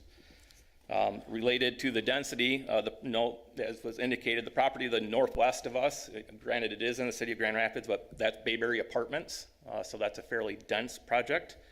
To the northeast of us, even though it's zoned low density residential, if you look at an aerial, that's actually senior assisted living. So that's again a fairly developed property. And then further to the east of us, there's Marsh Ridge, which also is higher density residential. So our opinion is this higher density does fit in with the area with all that being considered. The site does have the ability to be serviced by public sanitary sewer and water main. Both of those public services will have to be extended for this project, but we haven't really started that process other than some preliminary drawings because we want to get through this first step hopefully before going through those design considerations. The buildings in the project will comply with all of the required heights, setback, landscaping, parking, and other zoning items. Really, the only PUD benefit that we are requesting is a slightly higher density than is typically allowed. What we're requesting equates to 9.12 units per acre. As was indicated kind of in the police chief's comments, at staff meeting, actually, we had 30 units. And the difference there was building F, which is that southernmost proposed building that previously was shown as a 3-story building with 7 units. So staff didn't direct us necessarily 100%, you have to change that, but after talking to the meeting, kind of the sentiment from the staff was, well, yeah, that might be pushing it. So we decided to go down to 2 stories for that building, knocked off the 3 units, so therefore we had the 27 units. And then biggest thing from my perspective is there is a big need for additional housing in the Grand Rapids area. So this does definitely fit a need, and we can get into more specific of that if you'd like. Jumping over to the staff reports and the kind of the conditions, so to speak, that were mentioned. Obviously, the properties will be combined, so there's no problems with that at all. There was a comment about the landscape buffer to the west, which I've already addressed. We do show a 6-foot fence, solid fence, but if the Planning Commission would like something else, we can definitely look into that. Perhaps the biggest thing from a design consideration standpoint, in my perspective, is the parking spaces. Per the ordinance, we have 27 units, so per the ordinance, we need 54 parking spaces. We are providing 71, so strictly per the ordinance, we meet those standards. But I do understand the concern that this is a little bit atypical setup where each unit has 3 bedrooms, kind of separate living spaces. So if each of those unit spaces did have a car, there'd be a total of 81. However, we did look at that specifically, and Joe has considered that with the bus line being right in front of the property, it is not envisioned, and quite frankly, this day and age, not everybody wants or needs a car. So it is envisioned that not all these, every person living there will have a vehicle. Bike racks will be provided and can be added if needed. Also, this day and age, people work at different times, so even the people with, their third shifts and everything else. So there's not really a need that everybody's going to be at the site all at the same time, even. So we feel that what we're showing parking-wise is sufficient. Related to that, the last plan change that I actually made before officially submitting it is we added a pickleball court, just a place for some activity on the south end of the property. In order to do that, I actually eliminated 5 parking spaces. So at that time, the developer felt that we had more parking than we even needed. Push comes to shove, if there is still a concern on the parking, we can get rid of the pickleball court, add those spaces back in, and or do other things, but just kind of wanted to point that out. The police chief, he actually attended 2 different meetings at the staff level. The first meeting that he attended with the mayor, it had a different floor plan, a different concept. It was more traditional townhomes. My own takeaway on that was his concern, similar to his concerns in the memo, was the service calls that they might get, because that was kind of an open concept, and he was concerned that gatherings places inside the building, that there'd be parties and all that stuff. So the developer went back to the drawing board, and that's where you see kind of the segmented things inside. So there really is no large gathering area space anymore.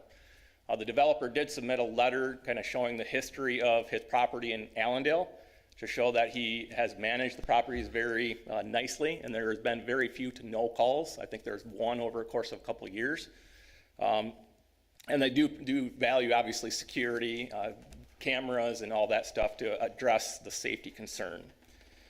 We did also obviously get Scott's comments, and those are more kind of design stuff, which I'm sure I'll be talking to him more if this moves forward.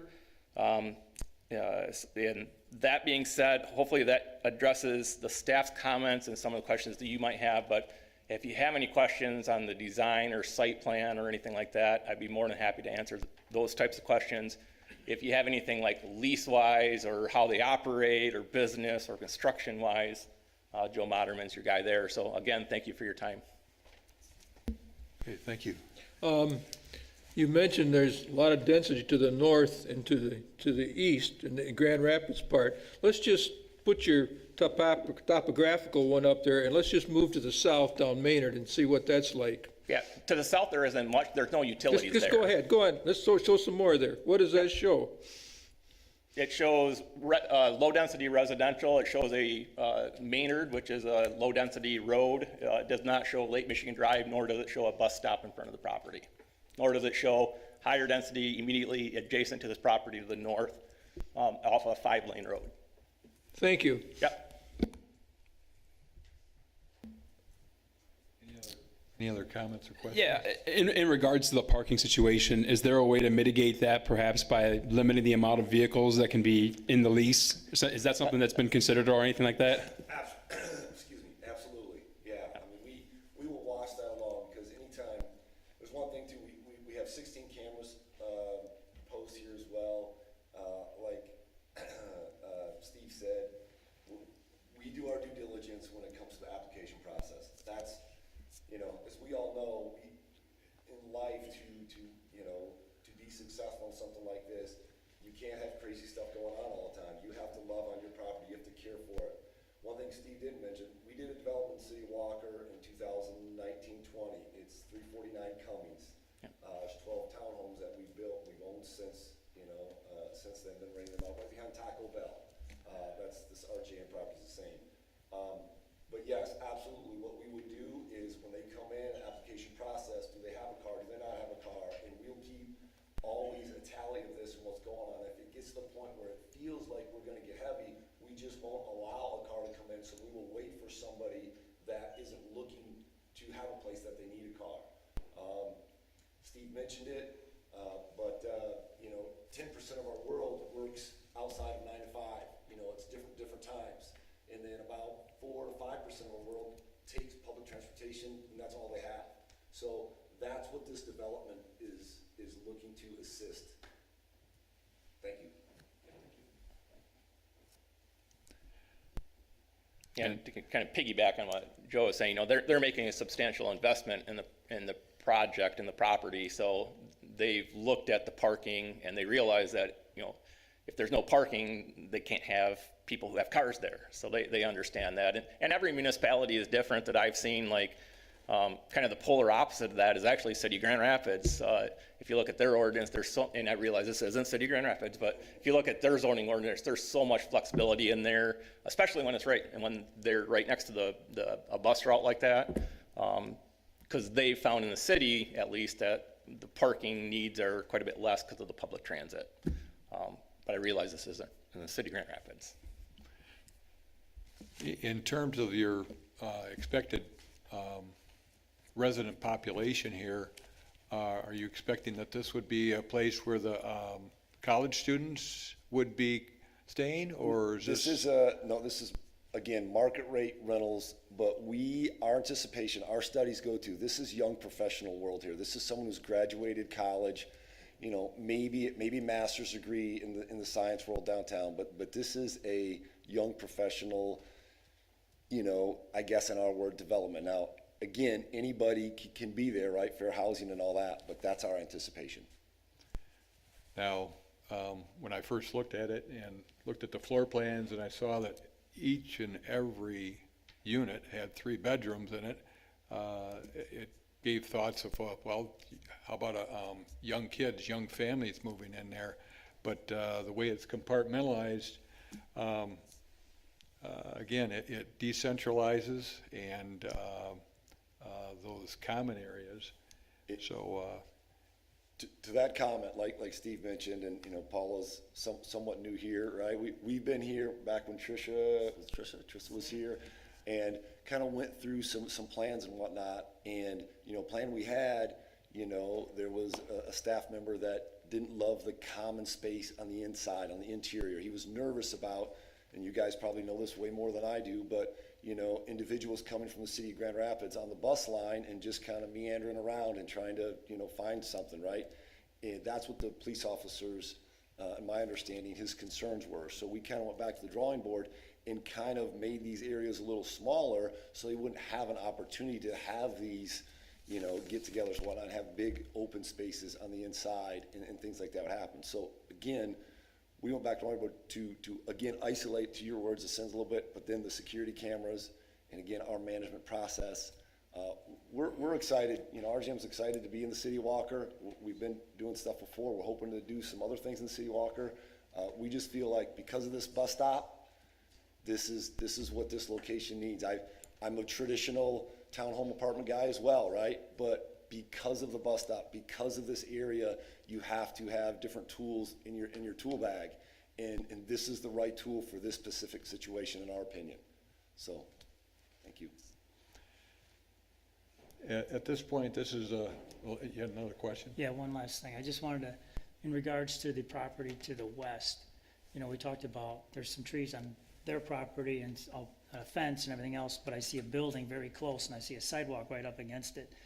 The only thing I see is, you know, windows on the second floor opened up, music, blah, blah, blah. So that's where I'm a little nervous about building C so close to that property. But again, we're not laying it all out right now, but that would be my concern moving forward is having something that close to that property, with, you know, noise and light and so on, infringing on that other property, so. Thank you. Okay, this is a public hearing, so I'd entertain a motion to open the public hearing. Motion to open the public hearing. Support? Motion by Scott, supported by Pat, to open the public hearing. All those in favor indicate by saying aye. Aye. Those opposed, same sign. Motion carried. This is an opportunity for those in the audience, if you want to step forward, identify yourself, give your address, and share your concerns or your comments on it.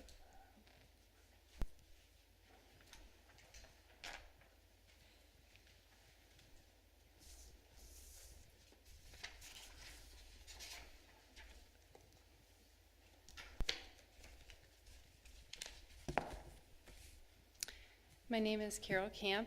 I live at 3254 Lake Michigan Drive Northwest. I am the neighbor immediately to the west of 3210 and 3250 Lake Michigan Drive that we're talking about. And to my understanding, I believe you all have copies of this, and I don't know if you've had a chance to actually read it. Would you like me to read it right now? Or would you like me to summarize it? That's up to you. Personally, I didn't read it through, but whether you want to read it or hit the highlights, that's your prerogative. Okay. If you have patience, I'll go ahead and read it. Okay. I have several interconnected concerns regarding the zoning change and ultimate development. I believe that my property may be impacted negatively in the following ways if this proposed zoning is approved. Number one would be stormwater management. My property is currently dry, and it's been that way since I purchased it in 2009. I would really like it to remain that way. Incidentally, my backyard is a significantly lower elevation than the proposed building site next door, which lends itself to water spillage problems. My backyard is also the location of my septic drain field. I am still a well and septic setup, which would not function properly if water were to seep in from the proposed construction. My understanding is that water runoff is prohibited and that clay soil is currently saturated, causing water absorption concerns. On a personal footnote, I did dig fence post holes in the south section of my property, and I hit water in this clay ground around 18 to 24 inches. And that was when I first moved onto the property.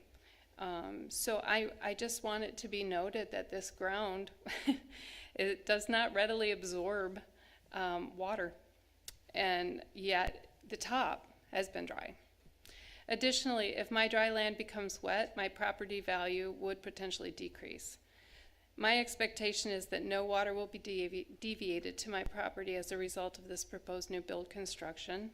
And I'm curious how remediation requests should be submitted and how and what kind of cash values are assigned to retribution if that action even became necessary.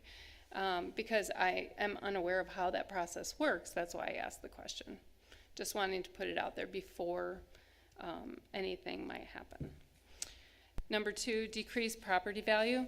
My property value may be negatively impacted should zoning be changed, allowing for this proposed multifamily complex. During the April 2022 Planning Commission, now, as research for this meeting, I just pulled one off of the YouTube and I watched it. So my information may not be full.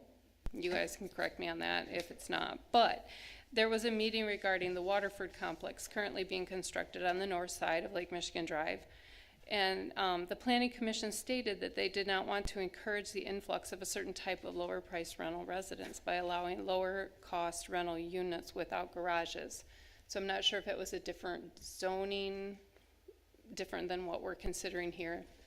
I'm not sure. But it was stated that allowing that would potentially devalue current adjacent single-family dwelling property values. I've seen two sets of plans proposed for this site next to me, neither of which include garages.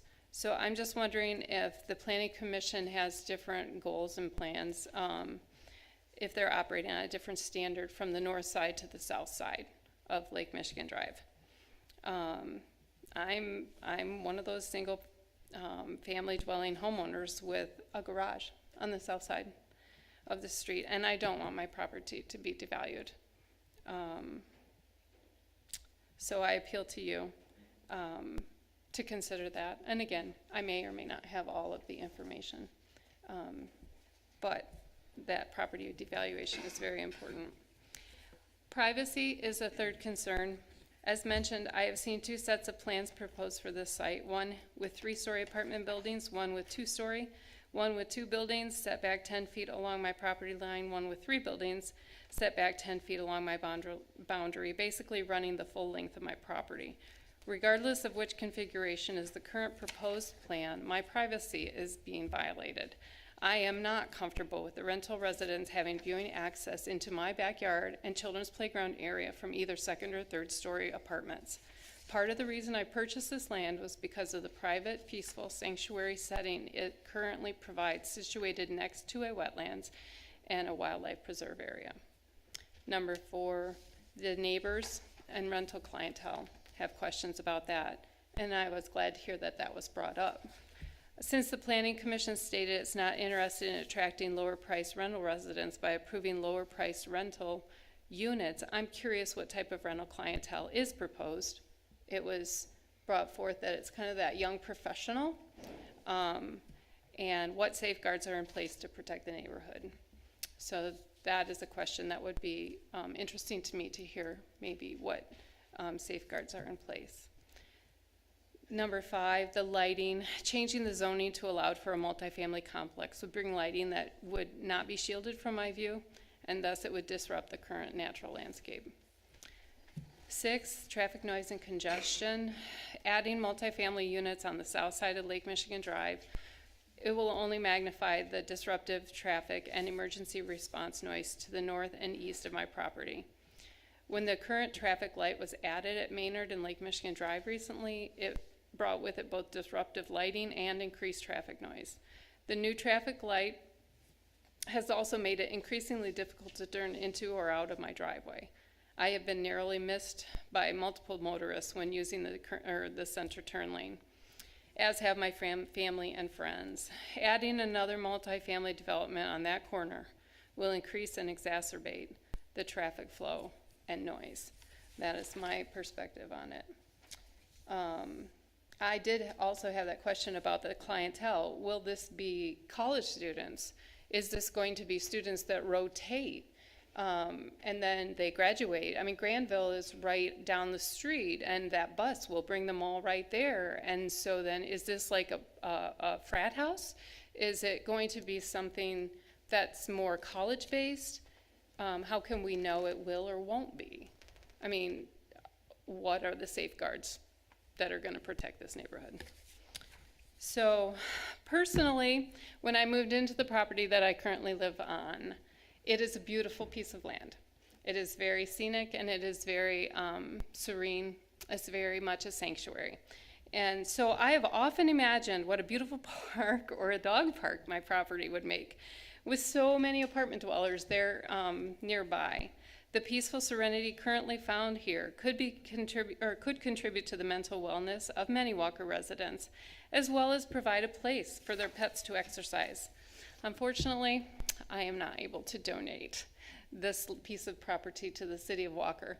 And that is my understanding, that parks typically are a donated parcel that ends up coming to the city that way. Possible solutions that as I see it, One, for the decreased property value. If what I was talking about the north side of Lake Michigan Drive, had to do with the garages, then why are there no garages on the plan? So, again, maybe you can help me clear that one up. But, you could add things like that, that would improve that property so that my property is not devalued. Two, the privacy. Along that edge, I could see that those apartment buildings, I could try to work with something that has one story, and increase the buffer landscaping dramatically to obscure the view. And yes, I do have some trees, but they are old. And so I would not be surprised that they will be coming down. So that is the state of my trees at this point. As far as the stormwater management, if zoning approval moves forward, which I'm mixed on whether it should or not, actually. But if zoning approval moves forward, the most logical solution, as I see it, would be to expand the building project. And my home and property is available for purchase if an additional 1.3 acres would be helpful.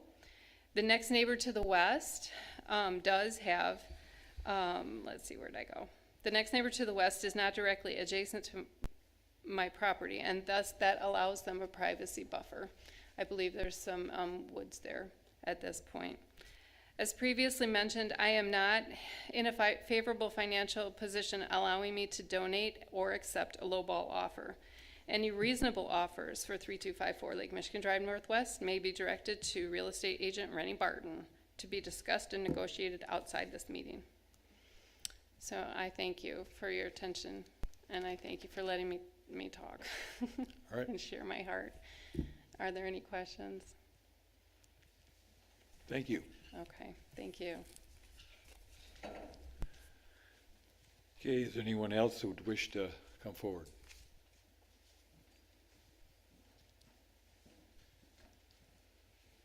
Yeah, so my name is Arthur Bersluis, and my family owns the property at 249 Maynard, and then also I own 3284 and 3300 Lake Michigan Drive, which is immediately to the west.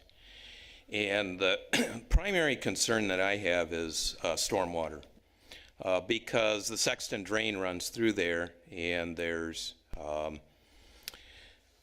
two places where if there's any blockage of the drain, and then if there's any additional water coming in, you're going to have a lot of backup along there, and it's just going to be a lot of damage. So that's one major concern that I have is stormwater and how that's handled.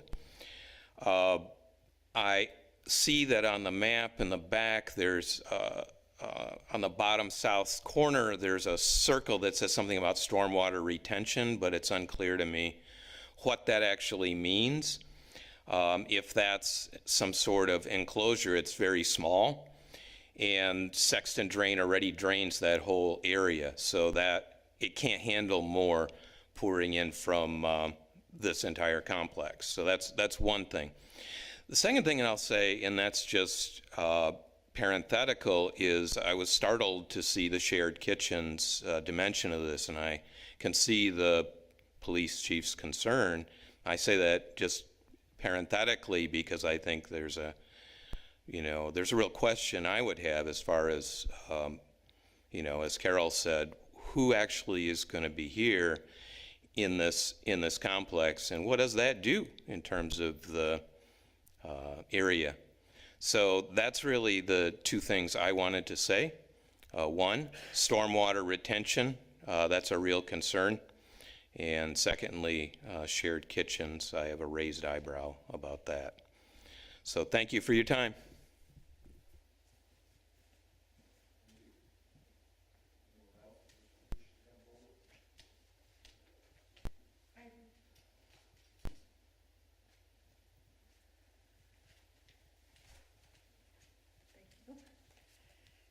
Mary Marsiglia. I live at 250 Maynard Avenue. all the property in front of my house. There's a big drainage ditch. It goes all the way down to this area where your little, before your little driveway, talking about that big drain. Do you have one that I can point to where you can see what I'm talking about? Yeah, can you see this one? So I can kind of show you? I just want to tell you, this drainage thing is boo. When it freezes in the wintertime, that drain is full. It's up to the road, full. And it's barely squeaking out into that drain underneath the road into there. It's extremely worrying for me because I tried to get flood insurance because it scared me so bad. I have to go to Detroit to get flood insurance. State Farm, right here on Lake Michigan Drive, they're like, well, we usually don't give flood insurance. I'm like, I'm really concerned about that.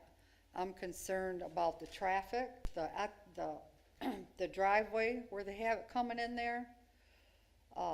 That street, the speed limit got raised to 35. It was 25, and 35 means 45. Everybody here knows that.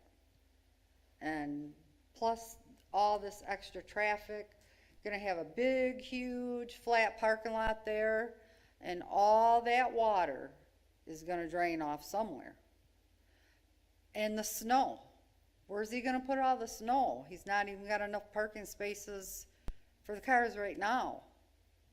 And that's my biggest concern, plus property values. And that's about all I have to say right now, but thank you.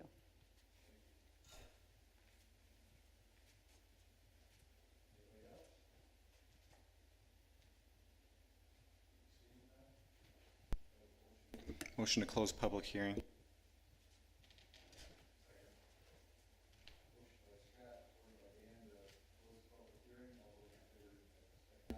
Aye.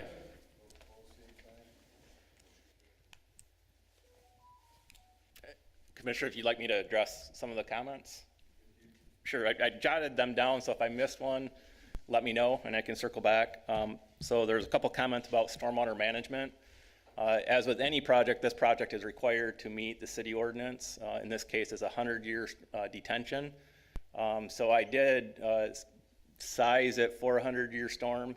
That hasn't been reviewed by staff yet because that's a part of the final site plan. But that will be accommodated, 100-year detention on our site, so we're not making matters worse for the area, and that's a requirement. On our plan, I think there, a gentleman had asked about a smaller stormwater holding area south of Building F. That's really just an overflow. As I mentioned before, the intent is to provide the stormwater holding north of the drive in the wetland area. But if for whatever reason Eagle is not okay with that, then I'll go to the underground chambers. But in either event, we're sizing it for a 100-year storm event. There was a question about garages. My understanding, and this kind of came up a little bit at the staff meeting, my understanding is that garages are not required per the ordinance.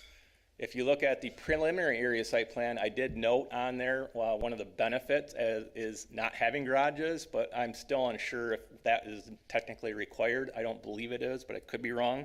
Our preference is to keep this open, to not have those enclosed spaces. So that's why we're not showing garages. As far as privacy to the neighbor to the west, I completely understand that. As was noted, as I even said, we've done actually multiple layouts on this. What was submitted is what's in front of you tonight. Just a few things to point out. What is submitted meets the side yard setback in the RPUD 2 district. Also note in the A district, the existing zoning, that side yard setback is also 10 feet. Another thing to note is in the A district, which exists now, the maximum building height is 35 feet. Same as what is in place now. What we're proposing is 30 feet and 31.5 feet to the peak. So we're not deviating from the existing zoning with what we're requesting from a setback standpoint. We're fine with adding additional landscaping along that west property line to further screen that. What is shown on the plan right now is per the ordinance, but if we need to add more, we can definitely add more. And as I said before, on that northern part, I show a solid fence, but if the planning commission wants something else, we can definitely look into that. There was a concern on lighting to the west. All lighting is required to be shielded. We're not allowed to bleed light off of our property, so we will comply with that.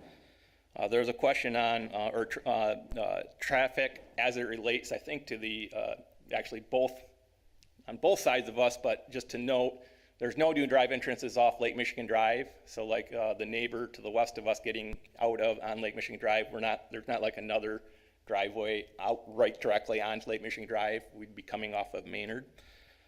Another thing to note on that, which I didn't say, is as a part of the project, we have to extend water main from Lake Michigan Drive along Maynard. We've talked to staff about that already, and the water main actually has to be 10 feet off the center of Maynard.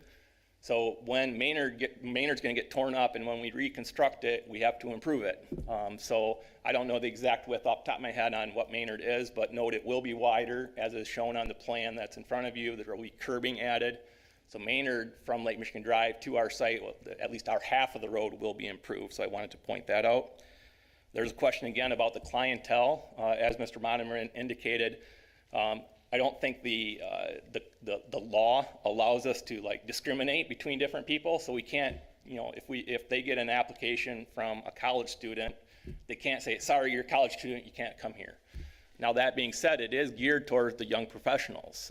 I'll point out too that, maybe it's my own perspective, but when I think of college kids, I think of they like to be together. Looking inside each of these units, again, they're compartmentalized.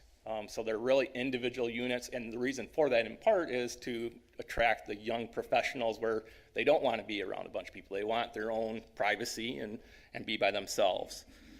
And that covers, I think, all the comments that I jotted down, but again, if I missed one, it wasn't intentional, so if you have any follow-up questions, either from the neighbors or from the planning commission, either I or Joe could answer those. Thanks again. You mentioned that with the water main going in, that there'll be redesign, reconstruction of will that come across the entire site, or will it stop at the driveway? It'll probably stop at the driveway. So the driveway is near the south end of the property, but we're not going, unless Scott requires me to, I'm not going to extend that further to the south. And that's probably more of a final site? Correct, yeah. Yep. And again, my understanding is it's just the west half of the road, so we're not required to tear up everything.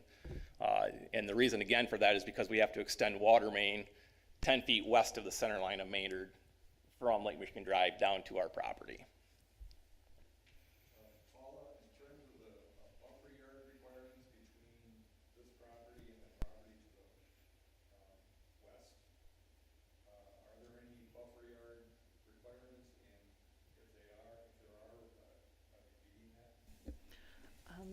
My review, they do meet the required setbacks. They meet the setback, but as far as landscape?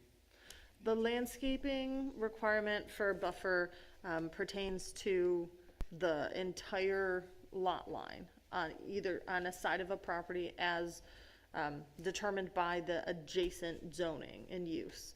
In this case, there's a requirement for the residential use abutting another residential use. They meet that requirement, but it's spread out across the length of the property line. And that means it's not, focused and targeted to buffer the neighbor's house from the adjacent building. It's spread across the property line. But there is sufficient numbers of trees and shrubs in that area to meet the regulations. Said that what the minimum requirements are, the planning commission does possess some discretion as far as particular points. That is correct. Property where, as Pat pointed out, the immediate vicinity of the building, windows, doors, sidewalk areas, those can be taken into account as part of the evaluation of the site plan. Correct. When we get into that detail, is that generally addressed at the preliminary area site plan or the final? Typically at the final, when we have more fine-grained detail of the project. But it would be eligible When- to have a notation that would be. If it's something that the planning commission feels is essential to the project moving forward, I would recommend requiring it and putting it on the PASP, so it will carry forward as part of the approval for the FASP, when the project comes back at a later date. Thank you. I can also speak to the garages point if you would like. Yeah, please. While I was not part of the approval of the Savannah at Waterford project, can't speak to that. Garages are not strictly required for multifamily residential buildings. They are required in the A2 duplex district. That's the only one that is expressly required to have garages. Others are, or there's the A2, SA, and S. New developments must have a private garage, and there's some dimensions. They're encouraged, they are not required by the ordinance. The planning commission is part of a PUD. There's a degree of back and forth in negotiation for the PUD benefits. I believe that's how they were required as part of the Savannah at Waterford development.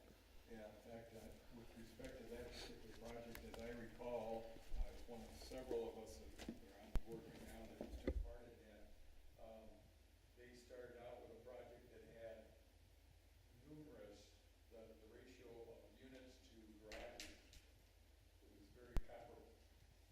And when they came back with a revised plan, they significantly reduced the number of garages. So I think it was in that context that it was entered into the record on that particular one, why that was a pinch point. How that's addressed here, we gotta look at the context of this particular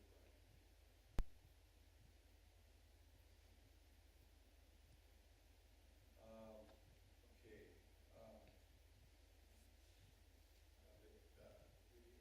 Representative, you have some additional information to. No, I was just, when you're talking about the landscaping, I'm sure you all saw it, but just to elaborate on that, where my tent is right now is where that solid fence is.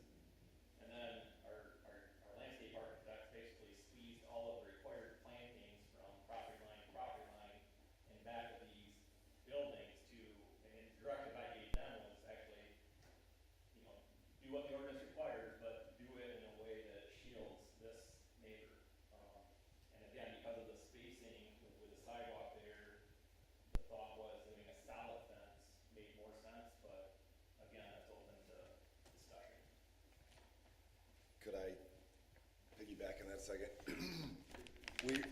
RJM would love, sorry. Yes. My name is Joe Moderman. I'm the owner of RJM Properties, and my address is 9435 South Cedar Drive, Allendale. Yeah, like Steve says, right? There's requirements we have to have, and landscape designers, they do their job and they put that on there. But we definitely understand the situation there. We'd be more than happy to put a little more energy in that buffer between building C there and the west property. Absolutely.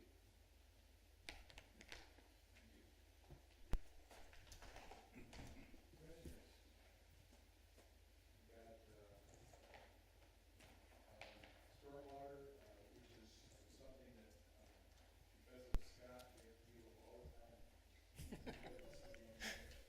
I can't believe you just said that. Seriously, it is a valid concern, and I think as Scott has explained earlier this evening and other times, it's a very important part of it, and a lot of work is put into it, and I think the engineer, project engineer is aware of that as well, and there are safeguards in those requirements, and in this case, you've got what enters into the mix as well is eagle here because of the wetland that's on the property. So all valid concerns, and whether it's the Sexton drain or being next door to it, those are things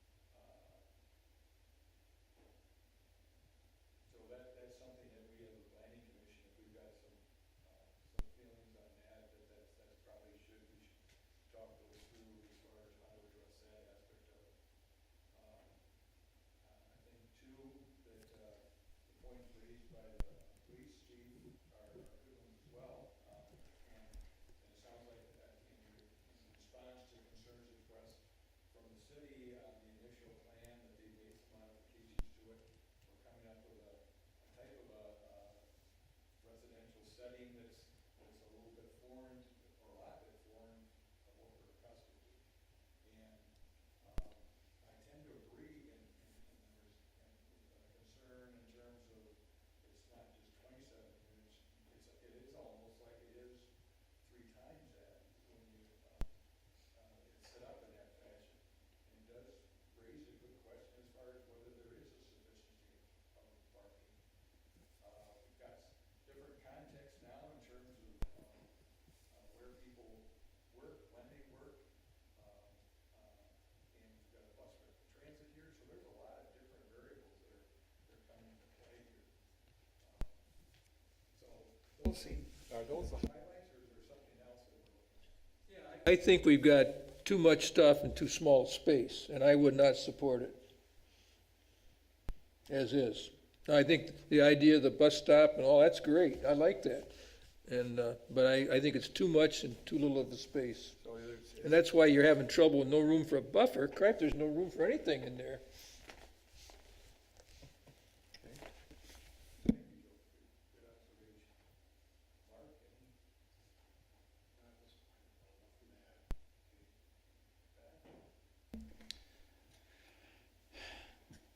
I agree with the rezoning.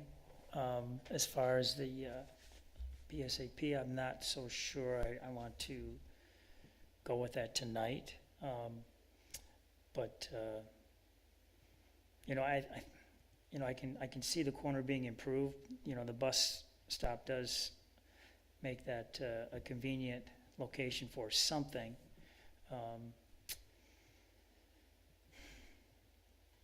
But again, I'm not real keen on the whole layout the way it is.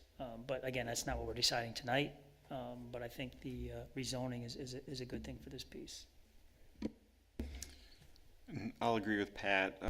Generally speaking, I would support a rezoning of this parcel. It's consistent with the master plan and appropriate land use for the area.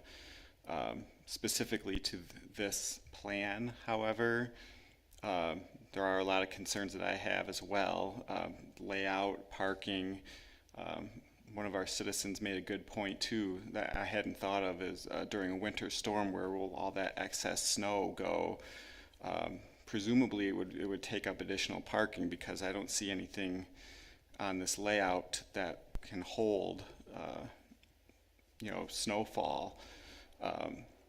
You know, there's building C in particular is what I keyed in on as well. It's right up there next to the adjacent parcel and the adjacent home. And again, like Pat said, I know that's not why we're here tonight, but you know, there's some things I'd like to see changed. I don't have a whole lot to add on top of what Pat and Scott just said. I think that's very valid on both points, but I also agree with both. I think we definitely should consider rezoning this. I mean, there's the potential. I do see a lot of potential here, considering its location. The proximity across the street lends itself to like I said, a lot of promise here, but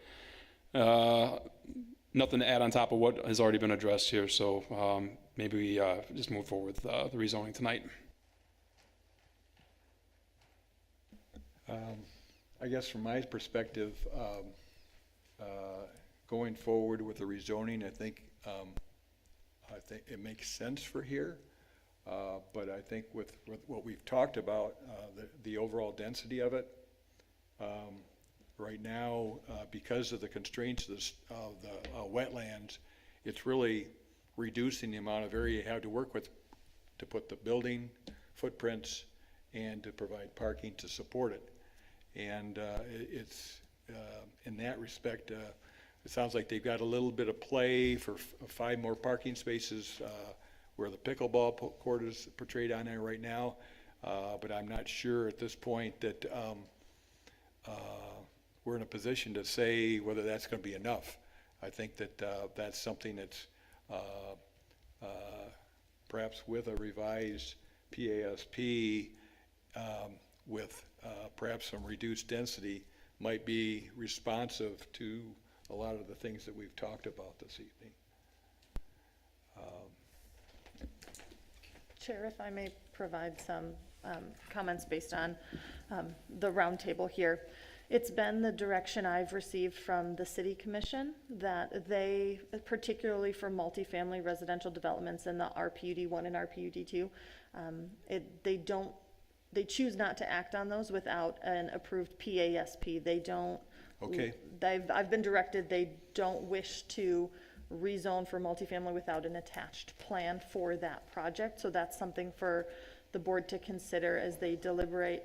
And further, if you're going to table the PASP, as it sounds like it's an option, I would recommend the board give the developer some feedback of what could be adjusted that would meet or address the concerns that the board members have.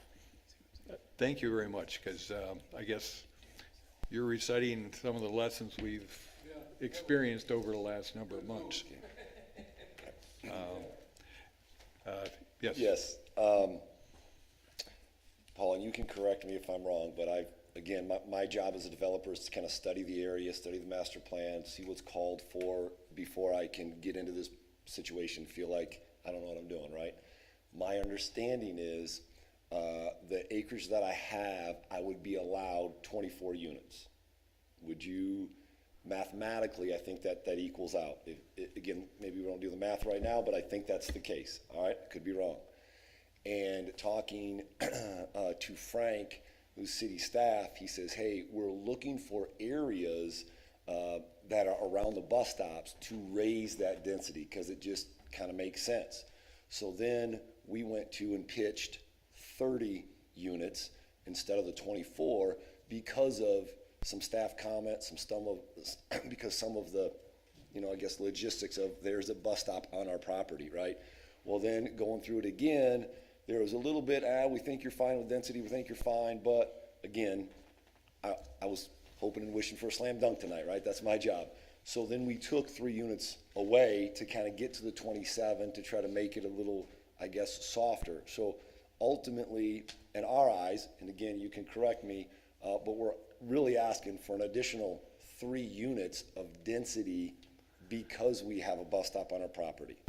I guess that's our look at it. And again, we all have different jobs and different things, and that's all good, but I need to, give my 2 cents on where we were at and why we're at. Okay. Yeah. Yes, I'll add one other thing on the parking side of things. So I realize that it's with the PASP, the city has discretion on how the interpretation of the ordinance goes and how much parking is required. But again, per your ordinance and per your building official, there are 27 units here. Per your ordinance, it's very clear that we need 2 parking spaces per unit. So per your ordinance, we need 54 parking spaces. We're providing 71. And I understand the concern, but we're, quite frankly, far surpassing what your ordinance says. So I just wanted to point that out. And I totally understand the concern, but I just wanted to point that out when you say, oh, you need more parking, you need more parking. Per the ordinance, we have more parking than what we are required to. So just wanted to point that out. Thank you. Yep, thank you.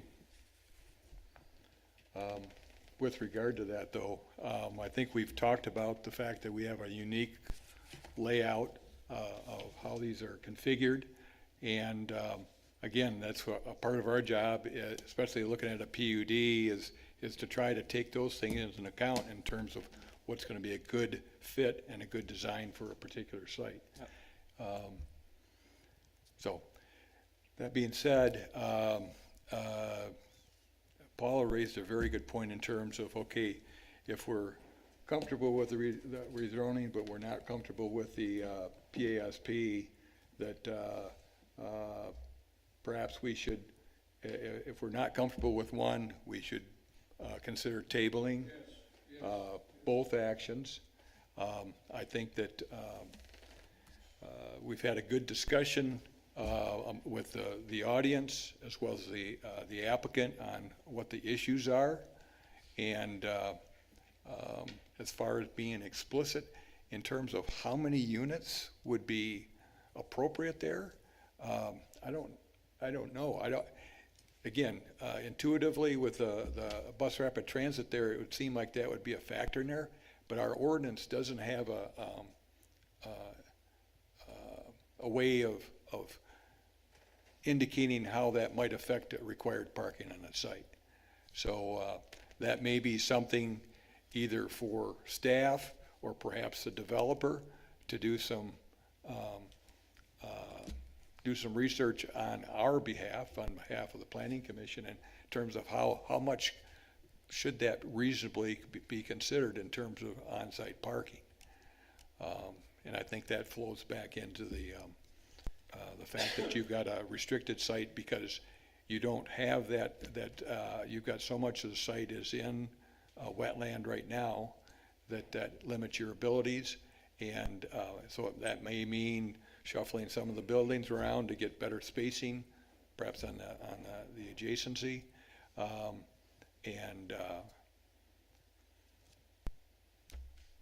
Yeah, I don't know if there's anything else to say on it, but I think that's a good idea to table it. I'm surprised how few people came to complain about it.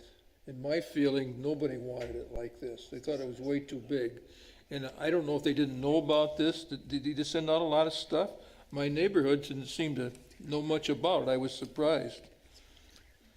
well, in that respect, Is it different cities? Do you cross borders and stuff? yeah, there's a radius, minimum radius for public hearing But notice. I was surprised how people didn't know about it. And as you pointed out in that aerial, that Yeah, area south yeah, along Maynard, yeah. there's very few homes that are spaced out, so that increases the distance the way they would be from the It may be, okay. notice. I just got one last ditch effort just to try to save everybody some time. Just thought I'd try it, and that's my job. If you're looking at the, Does your overhead work yet or not? Or does I'll just point, or Joe can point. so building C is our concern because it's too close, and again, we're allowed 35 feet. That way, everybody can see it. Oh, sorry. No, I'll point, Joe. Okay.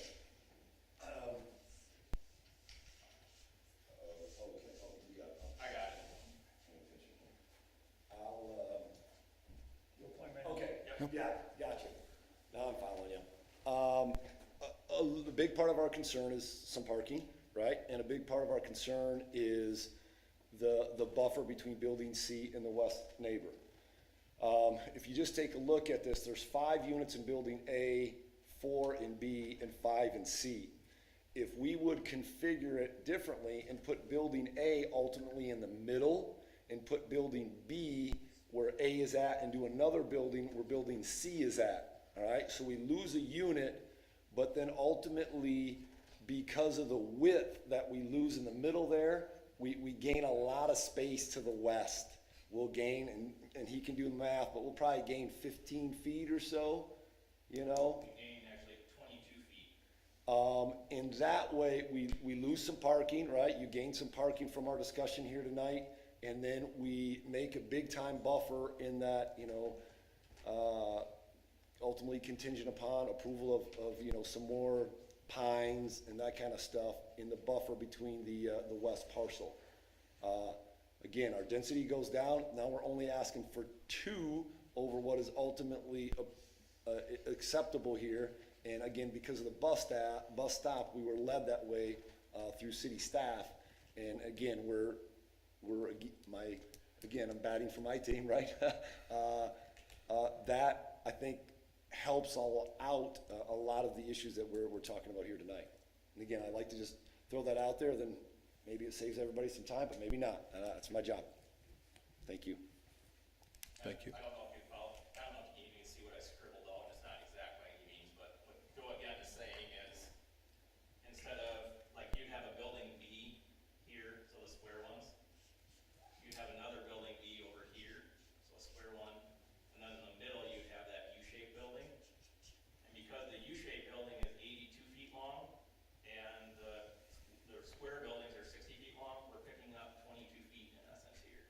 So then this building no longer is right next to the property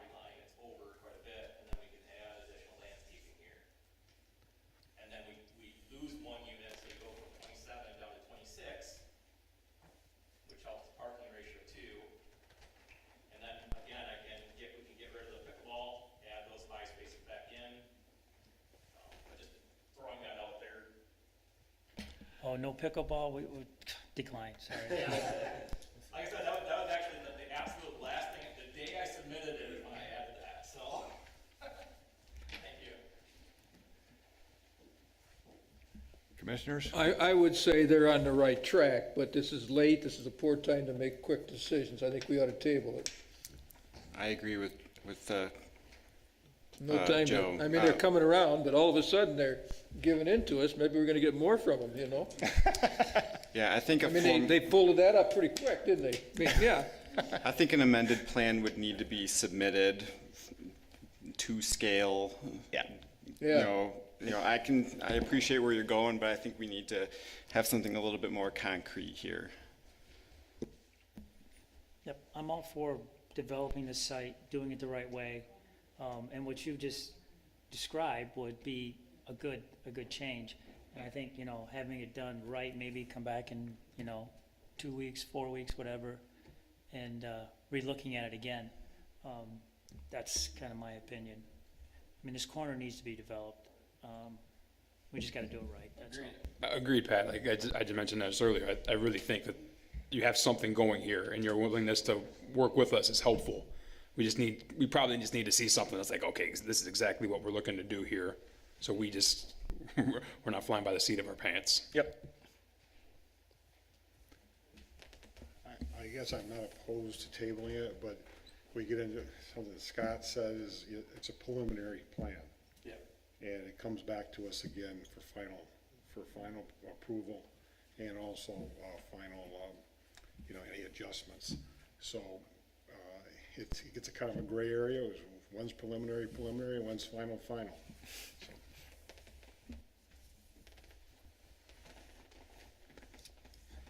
Well, I'm in agreement as far as, I think, still going with the tabling and being respectful of the direction we've gotten from the city commission through staff. I think that's the appropriate thing to do, and we've had, I think, a good conversation about the issues, and we'll see if we do go forward, if there is a motion to table, that it'll be reflective of tonight's discussion, and then we withhold action both on the PASP and the rezoning. If tabled, when is there an opening coming up that they could come back? I would recommend the August 16th meeting. That there is no meeting on August 3rd. August 16th, there's currently only one item that came in for the agenda, so there is space in that meeting for a project to come back. Okay, is that timetable workable for you to be able to come back with a revised design? My revised plan will be done like tomorrow, short of our landscape architect might take a little bit more time, but my stuff is I can turn that around right away, so. So yeah. August 16. Yes. Okay, is there a motion being offered? I make a motion to table this to the 16th of August. Reflective of the conversation we've had this evening. Yes. We're moving in the right direction. Okay. All those in favor indicate by saying aye. Oh, wait a minute. Did you second it? Yeah. Okay, someone else needs a second. I'm not seconding. I'll second that. Okay. We got a motion by Joe, supported by Scott, to table with the reasons noted. All those in favor indicate by saying aye. Aye. Those opposed, same sign. Motion carried. Thank you all again, and again, just to reiterate, thank you to staff. They've been very patient, Paula and her predecessor, so again, really appreciate your help on this. Thank you. Okay, thank you. Paula, you're up for administrative site plan report. Thank you, Chair. We do have one more quick item on the agenda. Let me zoom this in for you. Thank you, Scott. All right, this is just a quick update on an admin site plan that was decided a few weeks ago. You may recall, as part of the approval of the Chick-fil-A on Alpine, there were some uncertainties regarding the landscaping. They'd hoped to preserve as much of the existing landscaping around the previous Golden Corral as they could. But it was left in the motion in the minutes that they'd have to come back to staff with a final landscape plan. That happened, they brought it back, let me, get my notes here. It met the requirements for the minor modification that allows for an admin site plan review. Proposed changes address the types of trees, shrubs, and perennial plants to be included on the site, as well as preserving more of the existing trees than they thought they would be able to. They turned out to be in pretty good shape. Changes do not include any unacceptable tree species, do not reduce the number of trees included. All other aspects of the site plan remain unchanged. So I approved that plan for them a few weeks ago. If you haven't been by there, it went up fast. So there is a building there. It is surprising to me. There's a plan in here about, it looks at the plants that changed, which ones changed. You can see basically they were able to keep almost everything along the trees, at least, and many of the shrubs along the southern edge of the property there. The number of trees is the same as was originally approved, but a few different species based on what was available at the time. So that's my report on that. Moving on as well, there will not be, I'll send you all an email tomorrow, there will not be a meeting on August 3rd. Nothing came in. We will have then our next meeting on August 16th. And Okay. we received a site plan review project today for Adobe In-N-Out. That's a fast food location. They hope to occupy the space that used to be, I believe it's Rosedale Floral on Lake Michigan Drive next to what's now Benji Salon. There's been a building there that has been in need of some attention for a while. So the plans are to raise that and construct a new building. Rosedale is by that party store there, is that? Yes. Yeah, that had easement problems. It came to us quite a while back. And there was the party store, I think, has the parking lot in back. And the only way you get to the back of that building is to go through there. Right. There, and they needed an easement from them, and the They- owner was unwilling to go get it, or couldn't, or That- was told they couldn't get it, or? That persists. It's not a requirement anymore. This property went to the ZBA earlier this year and received a front yard variance. Based on the zoning, it's required to have a 75-foot, a very large front yard setback. And that was reduced at the ZBA to, I believe, 45 feet. So that'll be a part of our conversation in a month. But it's kind of unique there. There's like a access road just off of Lake Michigan Drive and some shared space. So that project will come back, and I believe that this residential development will come back as well. So thank you, everyone, for your time. I appreciate your work. Right. Thank you. Any other comments? Who's ready to go home? Okay, that was the motion to, A motion to adjourn. okay. All right, we're all set. I feel bad for that developer, but, I mean, could